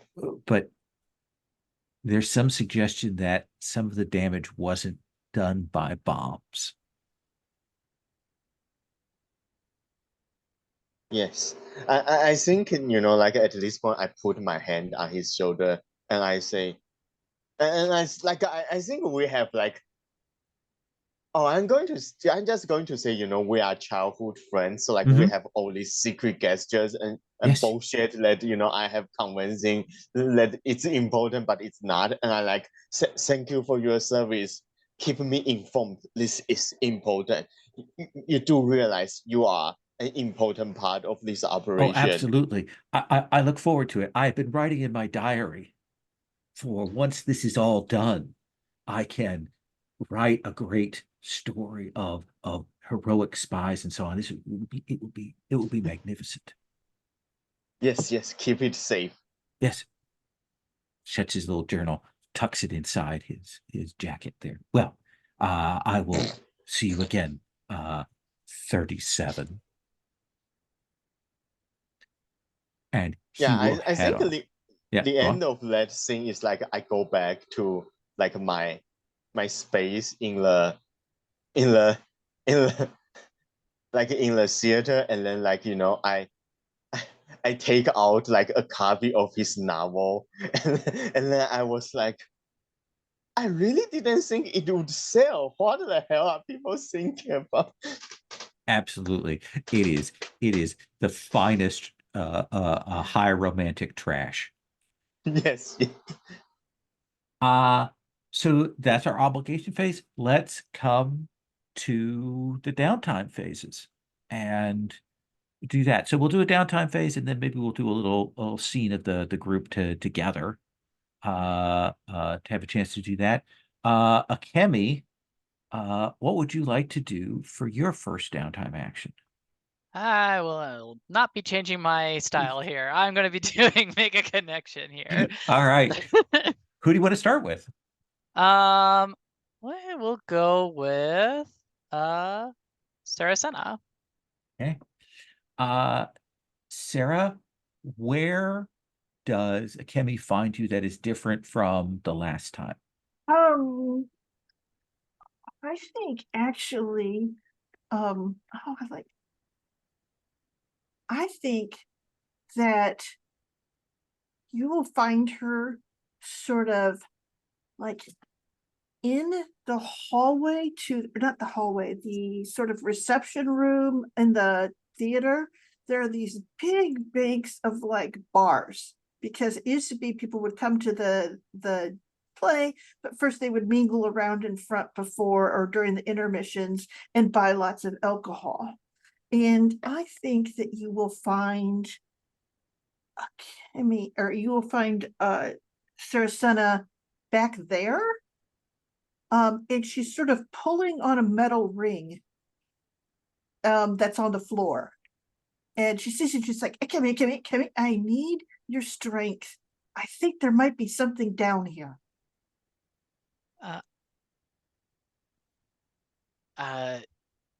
Sure. I can help, but why are we looking here? Is there some kind of reason? Are you trying to hide from somebody? And she goes, it's behind the bar. They might have supplies here. Oh, that actually is a very good point.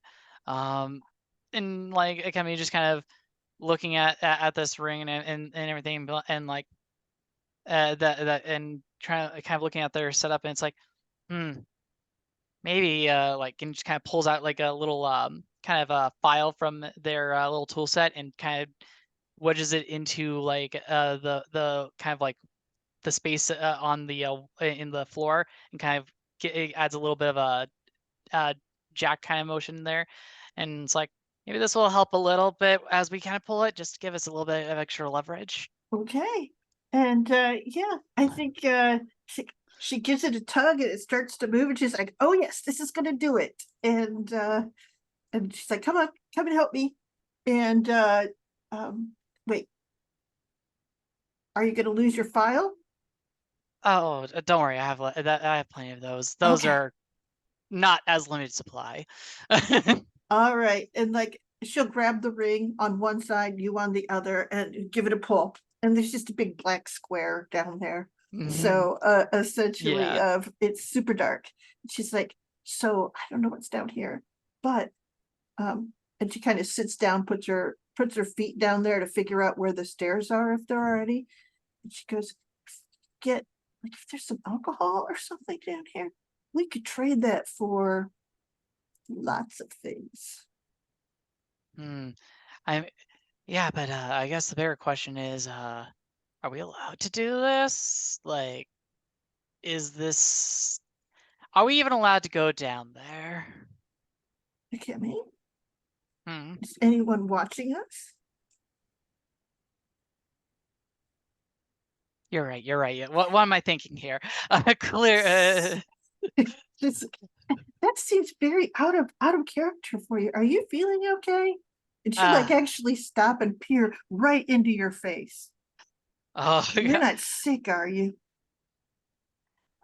I would say actually, like, peering into Akemi's face, though they try actively to always like hide their features and everything at all times, it's kind of evident that like there's some kind of paleness and kind of some showing of kind of not eating as much already, like in with the rationing here.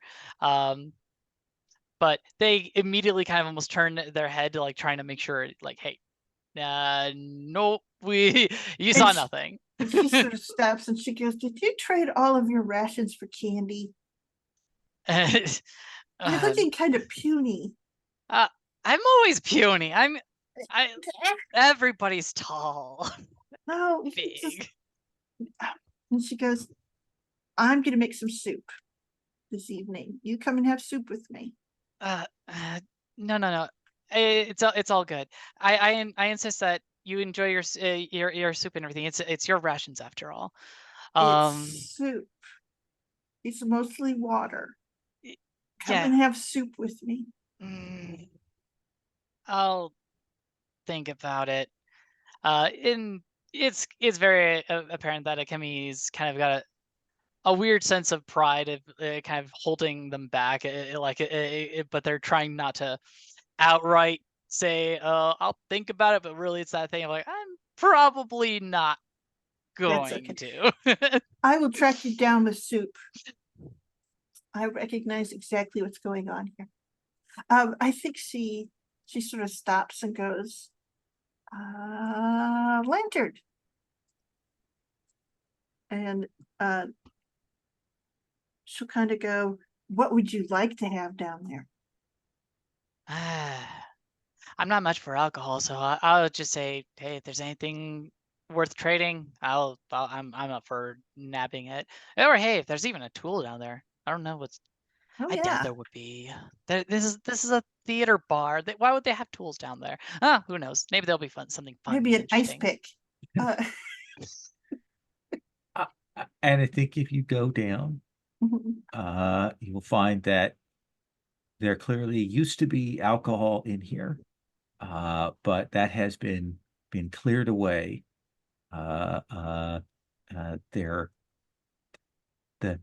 Anything that is of significant value has been taken, but you will find a dozen plus jars of olives in brine. Oh, Just olives. I think I feel like Kemi just kind of like hangs their head and it's like I don't think that's going to I don't think that's going to trade very well unless somebody's wanting like maybe a salad. I don't know. This is like they're so confused. It's like this is and it's just like well you know what do with the olives as you will. You're now several olives richer. Uh, and then they kind of just like almost kind of awkwardly at this, just kind of like trying to start to just pretty much kind of excuse themselves because they're like, I have no idea what to do. Just leave the olives to Sarah. Sarah, you're now so rich. Yeah, I think Sarah's more excited because she knows there's dishes like if you have some rice and you have the olives with it and other things, and it's really delicious. So she's like, oh no, we can trade these. And she kind of goes, if I get anything good, I will bring it back for you, but I'm going to bring you soup, okay, for helping me. I owe you. If you insist, I guess I won't run away at least. See, it all works out. Kemi, what do you want to roll for this interaction? Definitely feels like Saracen is glad to have you there. That feels right. Yeah, and I think in this situation, like they're overall being like trying to conceal their like everything while helping out. That was the predominant emotion there. So 2 dice then. Yep, 2 dice, take the lowest. No, you've got the +1 Oh, for making right. a connection for Home Immortal. Oh my god. Are you absolutely kidding me? What the absolute what?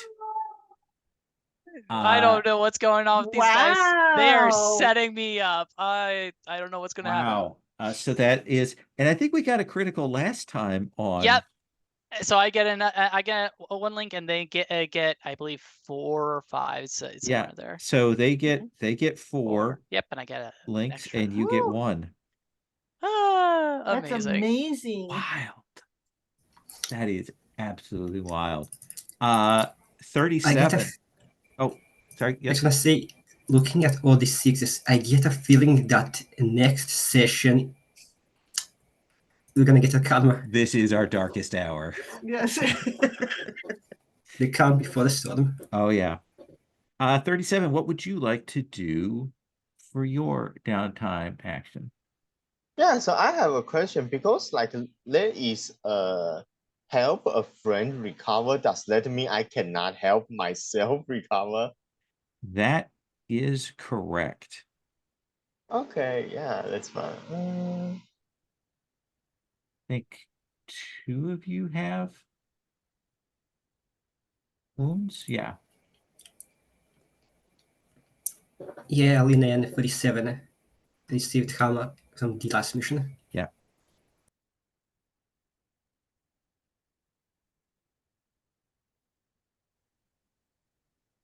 Yeah, sure. I guess I will try to make a connection with Saracena because I don't think we have directly interact yet. Mm-hmm. Yeah, so I think that would be interesting. So where do you want to track Saracen down? Where do you want this scene to happen? 37. What do I have? Because I don't have a promise with them, but they do have one with me, which You should come and give me instructions.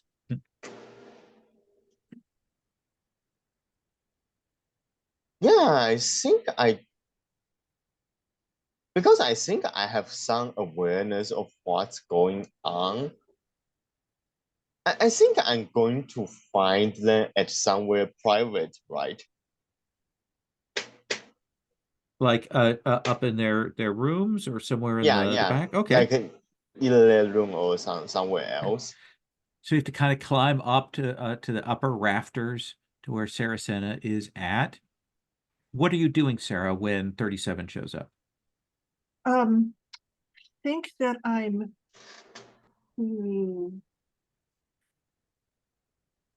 I am carefully cutting up the ingredients for my soup that I'm gonna do. And I do it so that for that carrot, I cut off everything that's kind of got the least bit of carrot root in it, even if it's the bitter part, because it's soup and it'll eventually cook it down. And then I'm trying to, you can see you're like tasting the carrot grains and going, ugh, like clearly can't figure out what to do with those. So that's probably what you catch her doing, is tasting carrot greens. Yeah. So I think I see you do that, and then I think I like, oh, so you are cooking. Are you making dinner already? Soup takes a while, so I thought I would get it started. Oh, yes, that makes sense. I think I would probably go over and help, right?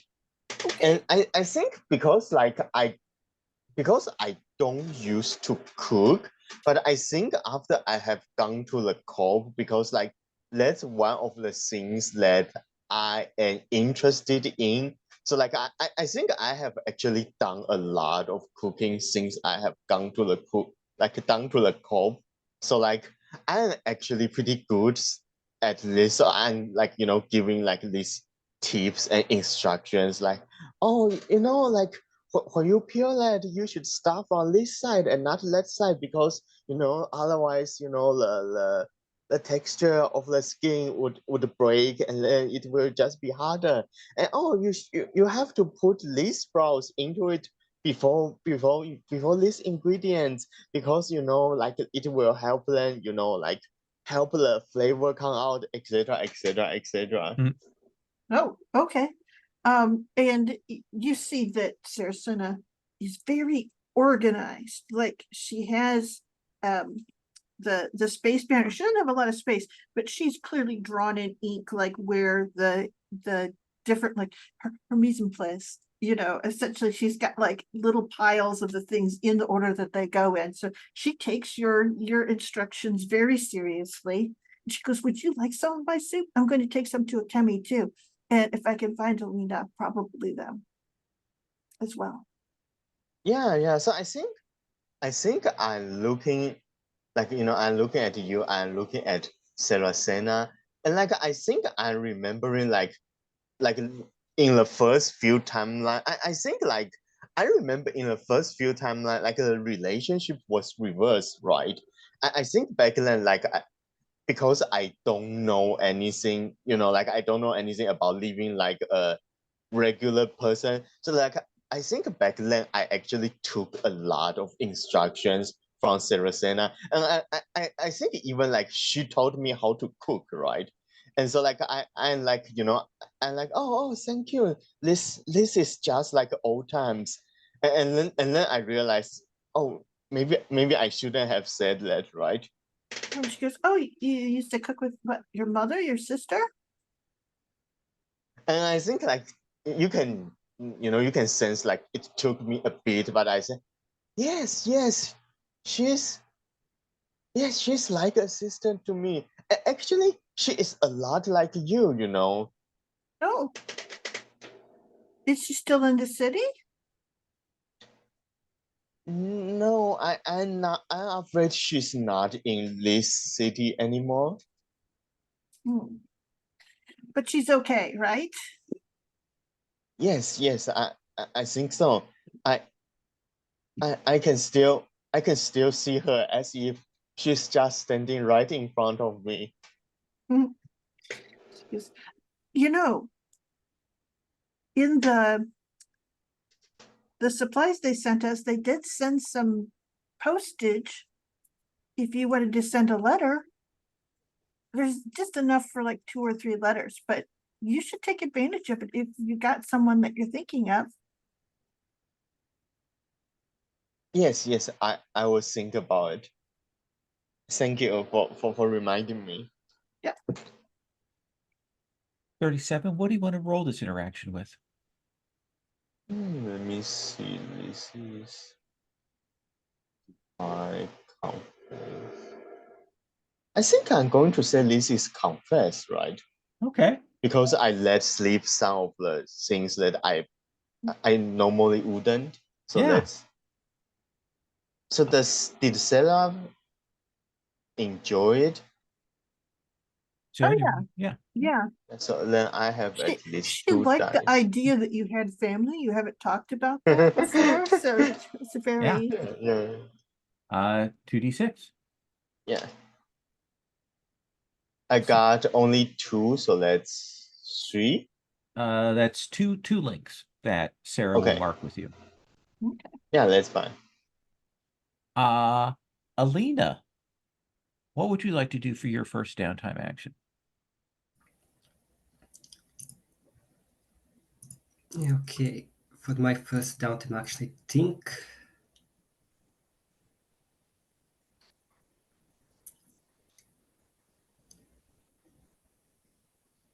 Okay, I think I'm gonna help a friend recover and like just help 37 like just with her frostbite. Okay. And what does that look like? As you go through And the surprisingly depleted first aid supplies to help. before that, it's just a question. Yeah. So the safe distance skill that I have changes how I can make a connection, but does it affect helping Oh, recover or that's not? right. You can't actually help someone recover. Huh? Oh, no, yes, you can. Bec- Yeah, it says, yeah, make a connection and help her recover by leaving anonymous gifts. So yeah, it was same thing. It does give you an extra die for that. Yeah, you are correct. Okay, so Do you make up some kind of device So- or potion so- or unguent or poultice? I think how I help is that like we all came back like to the theater together after the mission. We also had the state of the arena probably like saw that the seven like had a bit of a flashback, like is shaking just a bit.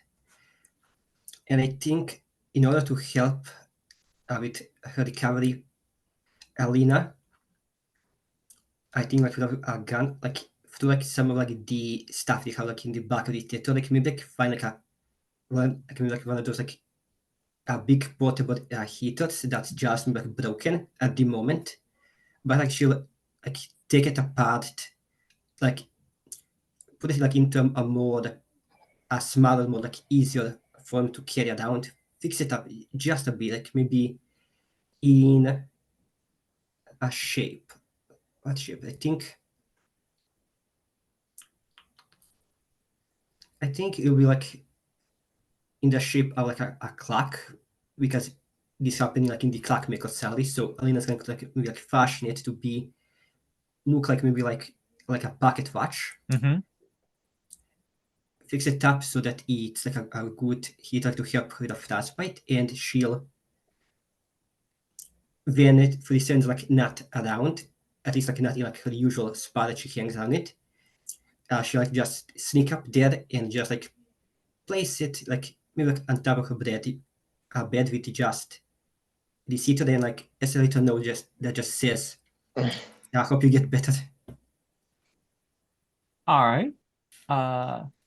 I will give you the extra die for them pitching in on this, just because they do definitely want to get better. Are you watching them when they receive the gift, or do you again scamper away? Oh no, this time she's definitely sitting back and like just watching. So what do you want to use for this? What ability is this? Empathize? Is this analyze? Conceal? What do you think? I think maybe empathize, because she and Frisola were like the only ones that got harmed during the mission, so she probably like just empathize with her on that end. So with your bonus, you can be rolling 3 dice. The dice, okay. Let us see this. Ooh, lovely. So 37, you can mark 2 ticks on your recovery clock. Yeah. And what is the question you want to ask, Alina, if there is one? Let's see. You can ask the one question from the guided info list. Okay, let me just quickly check.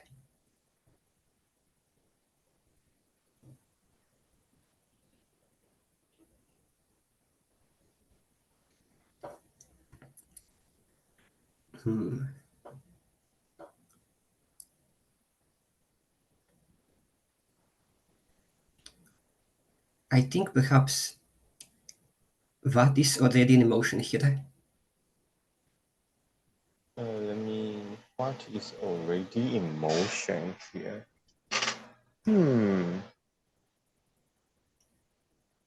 So like, how do you see this answer? Like, is it something you can tell from my reaction, or is that like, what would this look like? What this looks like? I think perhaps.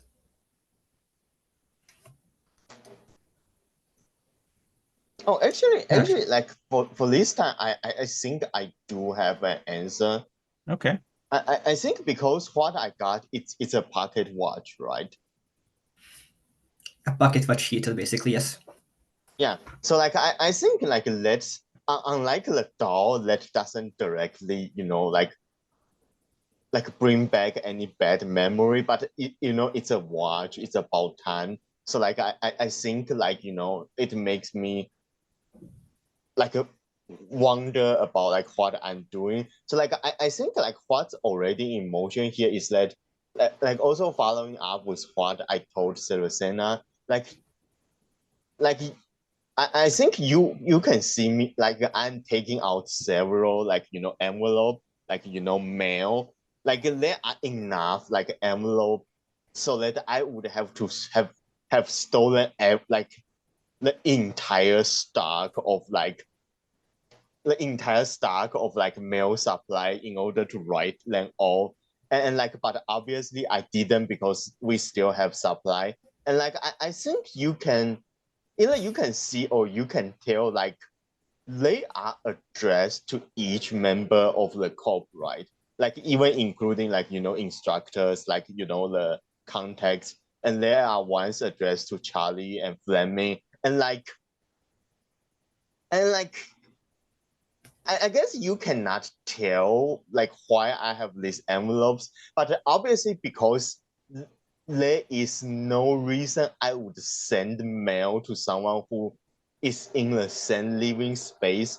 Like the easiest way for you to understand is like they are wills, right? Like they are, like testament of will for when I die. So like it looks like I already write, like I have already written my personal will for like every member of the team and everyone at the corps and like everyone who is like like slightly related to the whole thing, and like that's kind of not healthy if like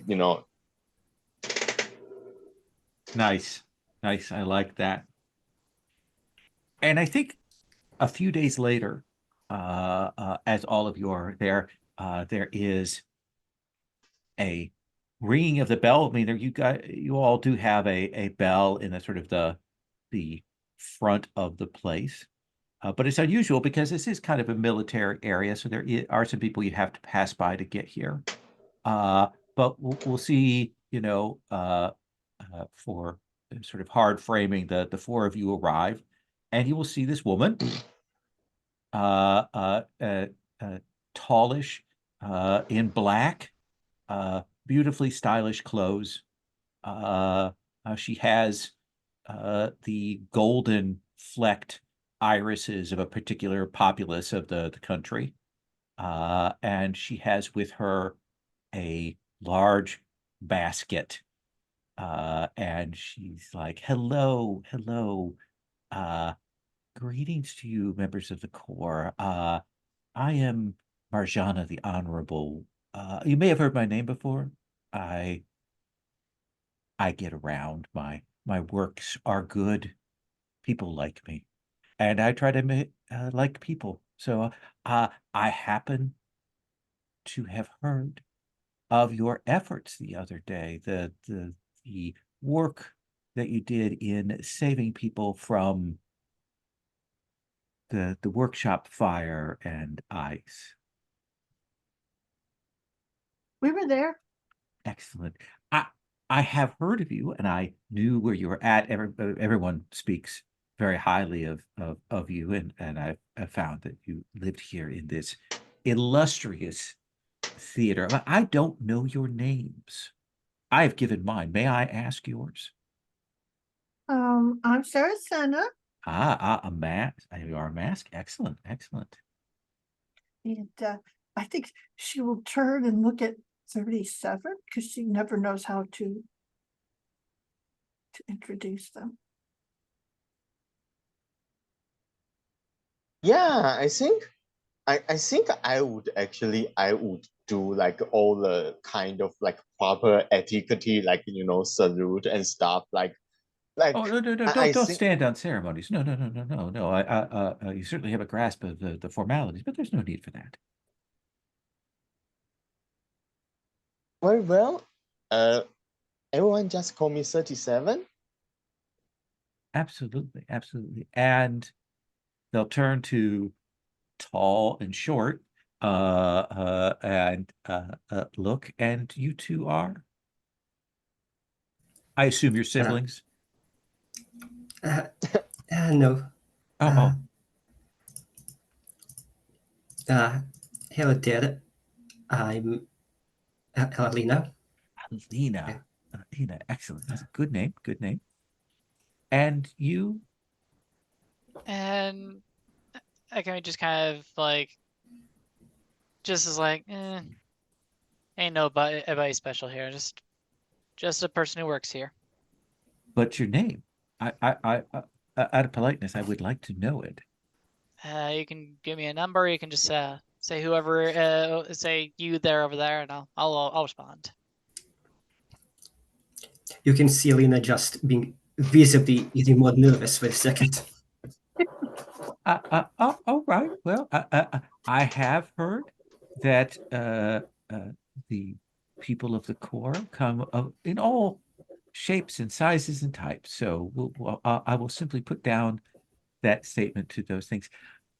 In any case, I was hoping that the group of you might be willing to accept a gift from me, a thank you gift. And I don't- Sarah actually is like, well, that is very kind of you. But then she sees Alina's ready to do something and she sort of stops to go. I don't really think it's our place to accept. I guess you were just doing our duty.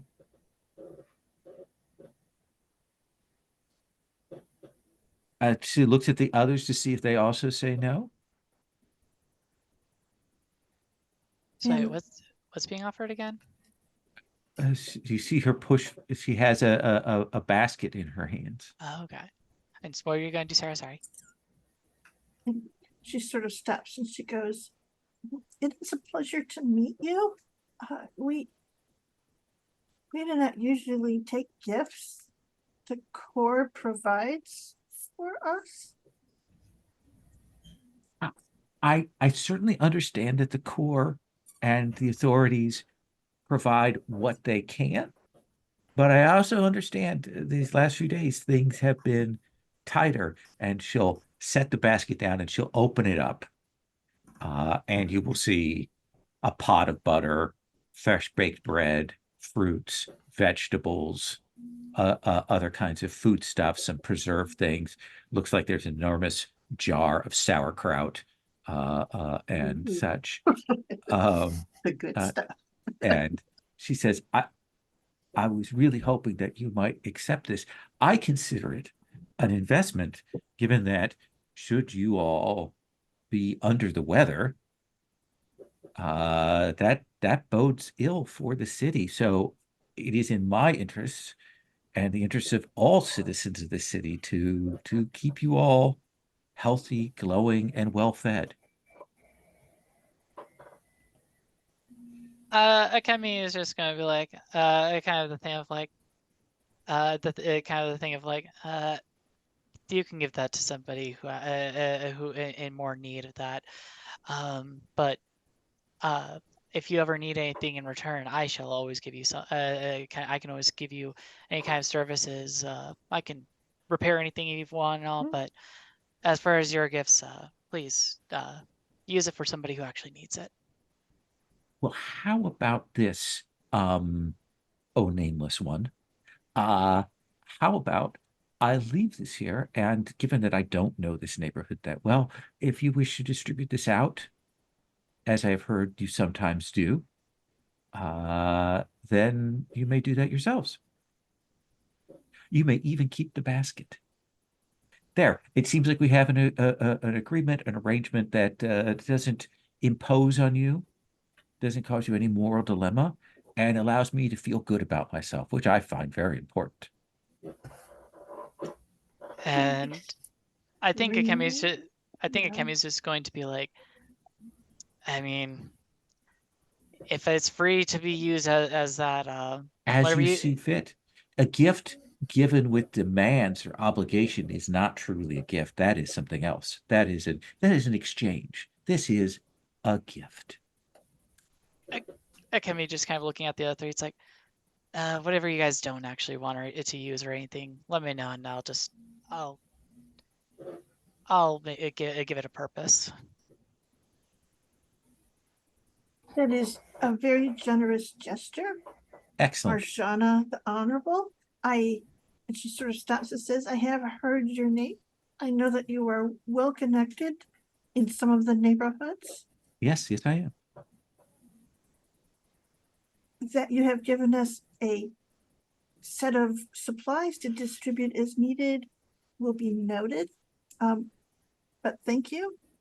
And she kind of stops and says, I don't think that Lady Mercado is due today or tomorrow, so it'll probably be fine. Absolutely. I leave these in your hands to do with as you would in any way, shape, or form. If there's something that you need beyond this that you should require, medicines or other things, please don't hesitate to call upon me. But I should be going now. Thank you all so much. It was a pleasure to meet all of you, 37, Sarah, Alina, and the other person. Yeah. So I think like all this time I have been like reading, like it's kind of rude, but like I think I have been reading the script, right, so to speak. And like I think like just before she can leave, like I catch up to her in a like small jog, and like there's enough distance so that like it's not easy for everyone else to hear what we say. But like I told her like, oh, when your wife leaves, make sure she takes the boat in the evening and not the morning, and definitely not on Monday. And like it's just the kind of like cryptic bullshit that like that has no context, and like as far as she's concerned, I shouldn't even know she has a wife or like Yeah. she plans to leave. But like but that's what I told her, right? I will certainly take your eerie and unsettling advice. Well, thank you. Oh no, that's fine, that's fine. Just make sure everyone in your part play their roles right, and I will make sure everyone on my part play theirs right. Okay? All right. And she'll leave perhaps a little bit faster. Half in a corner, you see Alina on the verge of a panic attack after the last exchange. And we'll talk during our next time downtime action about what happens with the foods, the smoked meats, the breads, the butter, all of those things. But let's do we'll do our next round of downtime actions next time. Let's do our end of session. I haven't done a downtime action yet. What? So just that's Did I okay. We skip can over catch it. you? I think so. I Okay. don't recall doing one anyway. You're right. You're right. I mixed it up because Akemi went first and did that one with you. I know. Okay. So. So we will start with your downtime action Yep. and end with your downtime action. Woot! So I will be the bookends. okay. And then Akemi will do their extra action. Exactly. So not quite bookends, Not but quite. still. Yeah. So well, let's start with you on XP questions. Okay. Address a challenge with understanding or coordination. I think I did both. Okay. I pulled the fires to me with a thing that, and then also we did do a group action and we worked together. Okay. So 2 XP for that. okay. Expressed your beliefs, drives, role, and background. Ooh. Let's see here. Background. Yep. Let's see here. Sure. Carry student, spooky veteran. I think we did see that with Yeah. that scene with your friend. So let's give Yeah. you a point for that. Okay. Did you struggle with issues from your promises or obligation? My obligation is research. I was getting to that. But with my promises. Was that again, obedience scene with 37? Yes. Point for that. Did you embody your eclipse or display the contents of your heart? Did I embody my eclipse? My eclipse is no, I did not. And then what was the other thing? Display the contents of your heart. Oh, I do think that like the whole making soup, that is her trying to take care of the whole group. Okay. So that's 5. Okay. Okay. And again, you can put those anywhere you want. I believe you had 2 left on your playbook. So I had 3 left on my playbook, so okay. I filled those and I have the 2 dots additional that I came back around marked as blanks just so I don't forget. Okay, sounds good. Let's come to Alina. Alina, address a challenge with knowledge or subtlety. Maybe you can count the whole get defilement to basically like melt the ice for them. Yeah. And maybe the Alina's like knowledge of engineering to like help like repair basically a heater to help for the 7's frostbite. I like that. Did you express your beliefs, drives, role, or background? I think, yeah, I think we expressed like the rather like naive newcomer with like just immediately trusting Lubomir with needing like medical supplies. There was also that moment where you talked about why you were so worried about the building and your own background there. So I'm going to give you a point for that. Yeah, that's that. Did you struggle with issues from your promises or obligation? I think maybe with the promises, because Alina wants to bridge the gap between herself and 47. I think perhaps the give to like help her recover. Sure. Is a step towards that. Yeah. Did you embody your eclipse or display the contents of your heart? I think eclipse, no, but I think actually display the contents of her heart by like trying to make sure that the building doesn't like fall over, doesn't get destroyed. Okay. So another like, point. So we'll give you 6. So once I like max out the playbook XP, what exactly happens? I know that it carries over the remainder, but what happens now that the playbook was once filled? Yep. So you can take a playbook, a new playbook move. You can always distribute your XP to the playbook, or you can mark it to one of the like sun, moon, or stars and get a dot there. So you always have a choice about where you want to put that XP. So at this point, you could spend the XP that you got on the playbook, and then have 3 left over, or on one of the sun, moon, or stars and have 5 left over. Okay, I'll think about it for next session. Okay, absolutely. 37. Address a challenge with foresight or revelation. Yeah, I think so. Okay. Certainly we got that, so we'll give you a point on that unless you did it a couple of times. Foresight or revelation? No, I think just the one. All right. Express your beliefs, drives, role, or background. Yeah, I think so, definitely.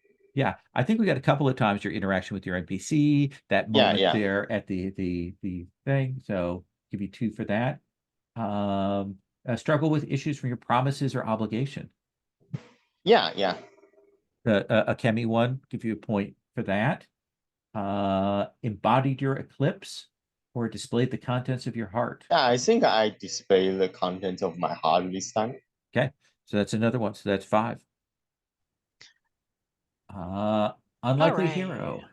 So there was definitely compassion in my obligation towards the orphans. That was my main thing there, but there was definitely no honesty today. No, a lot of concealment. You expressed your beliefs, drives, role, and background. I definitely did that with both my obligation with the with how I treat things and like how I'm also like my belief of things of like I have of like giving things to those who I think are more needing of it and all that stuff. Yeah. And then let's see here. You struggle with Promises. issues. Yeah. Yeah, there was no promise issues this time, but the obligation was Yeah. was a struggle because of the rationing. Yeah. And then I did actually embody quite a bit of my eclipse today because there was several times where where my character was actively like, I'm not really worthy. I'm kind of useless. I'm just here. Not a person, in a way right now. And then display the concept of your heart. I definitely did display part of it with my pride and my inability to accept any help. So 6 points total. And then I'm going to look at that. You successfully carried out a mission. I think we definitely saw you struggle with your place in the city and the citizenry, so I'll give you 2 for that. Dealt with tensions between the factions and forged bonds. Let's just take it up to the full end of that track, so we'll give you another series ability next time to pick from. We'll start out with that question. Sound good? I would like to do quick stars and wishes there to wrap things up. Verton, can I start with you?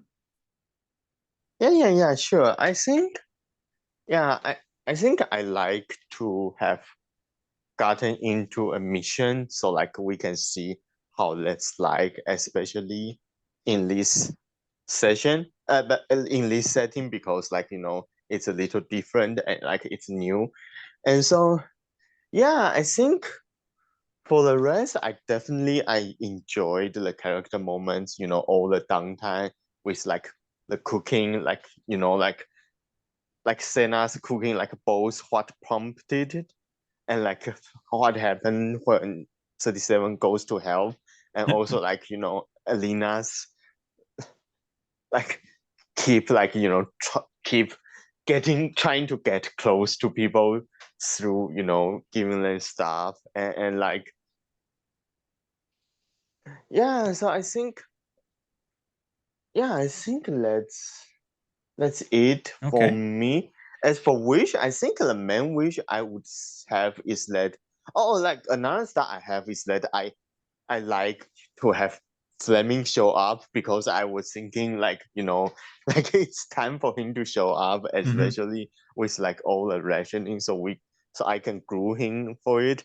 And like for a wish, like I think my main wish is that, because this time like the mission is shorter, both because it's simpler, it's like one building we are dealing with, and also because we rolled like surprisingly well. Yes.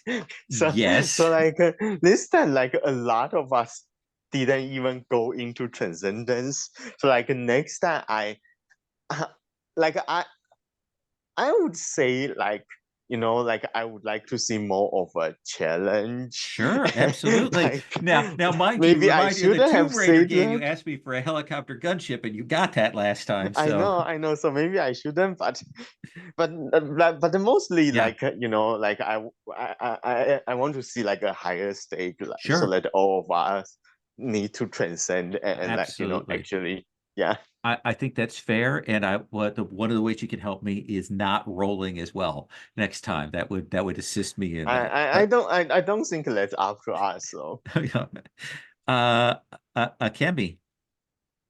All right. So stars to just enjoying the kind of awkwardness and panicking and like the side of Alina that like just keeps on coming out in these kind of like more stressful situations, but also when like I enjoyed their kind of unique way of tackling the issues that were coming into the mission. Like I especially just kind of enjoyed just like there there are various ways of trying to deal with the like the fire side of things. It was really fun.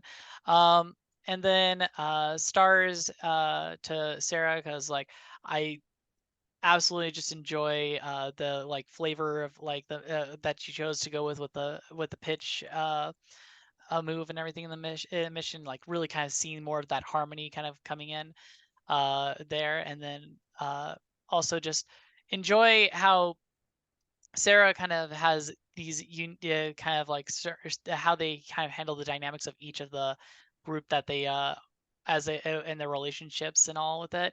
Uh, just love how dynamic Sarah is there, and stars to for 37, because like just all the things I the starting of the mission with like kind of getting the like kind of getting the elements to kind of just go off of the building was a fun little kind of I don't know, flavor and everything to it. And just always enjoying just like everything is this play and oh yep, is it how's this going on my script. Wishes uh not entirely Lowell's fault here, due to the dice here, but Mhm. I am a character. My character is a reckless, abandoned. I don't really consider my self-worth very high on things, so I actually am looking definitely for a lot more of the things putting me into things like where it's like, oh, a lot of harm, a lot of like stress, a lot of things where I am pushing myself in a way that is very evident and unhealthy. Okay, absolutely, So the high stakes kind of thing along with like Verdin there. absolutely. Uh, Sarah, you're muted.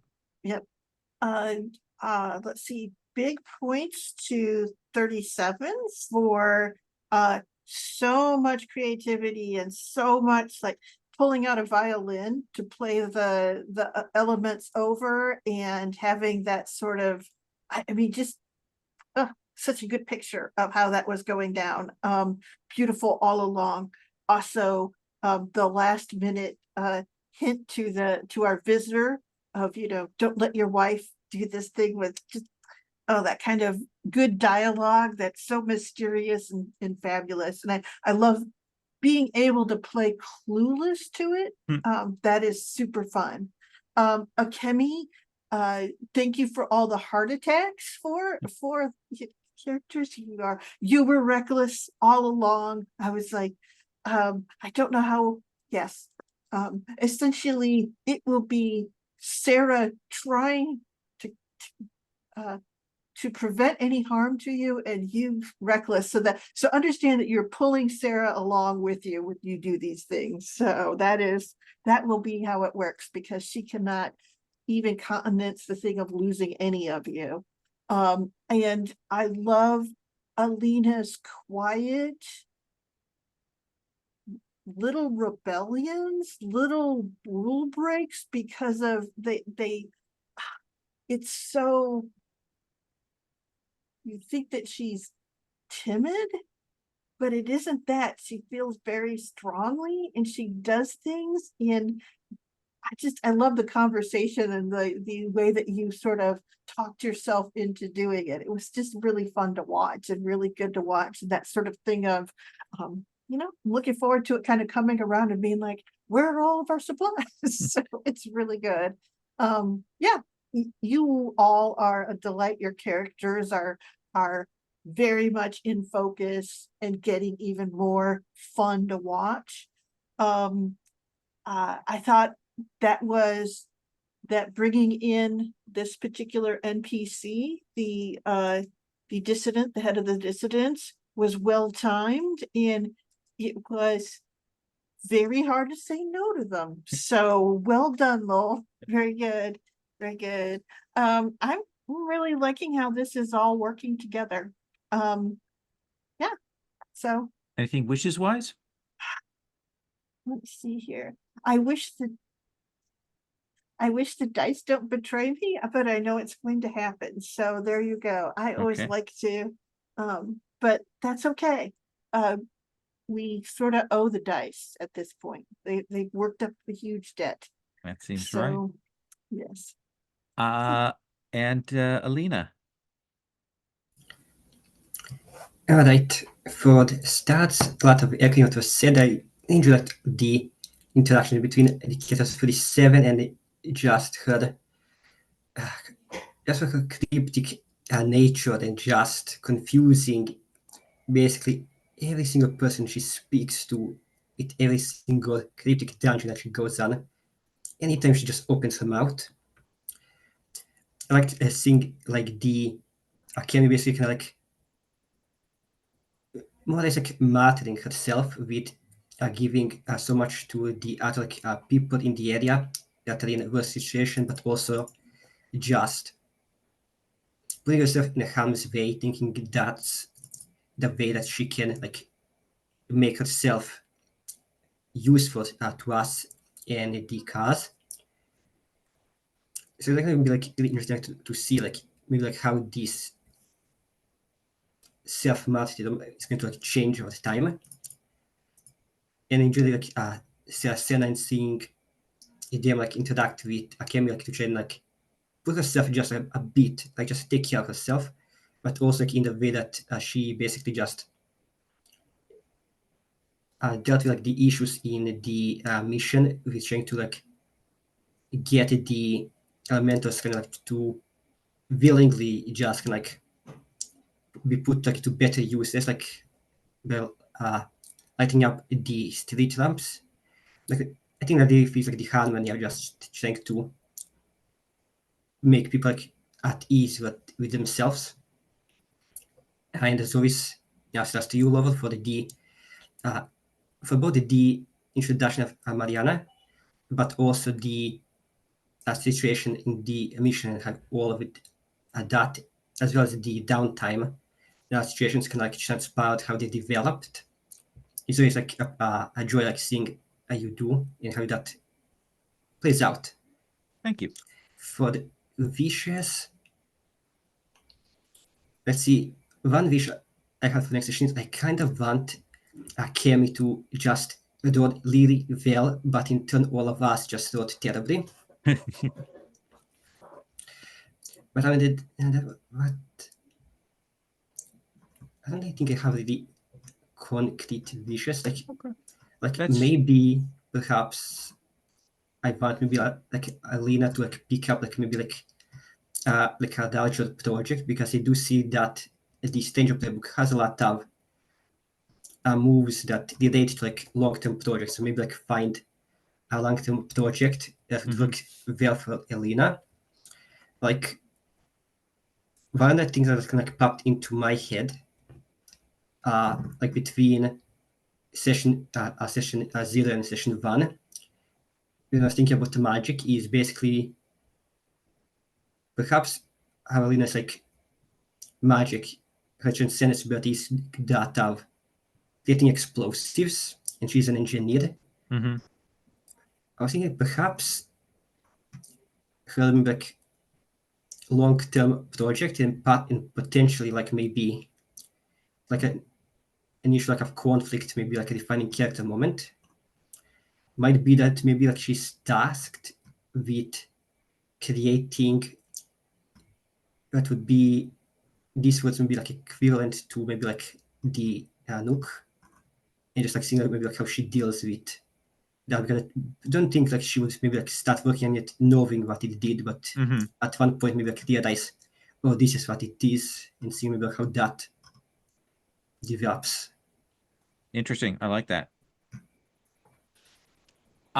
Thank you all so much. I am going to stop the recording.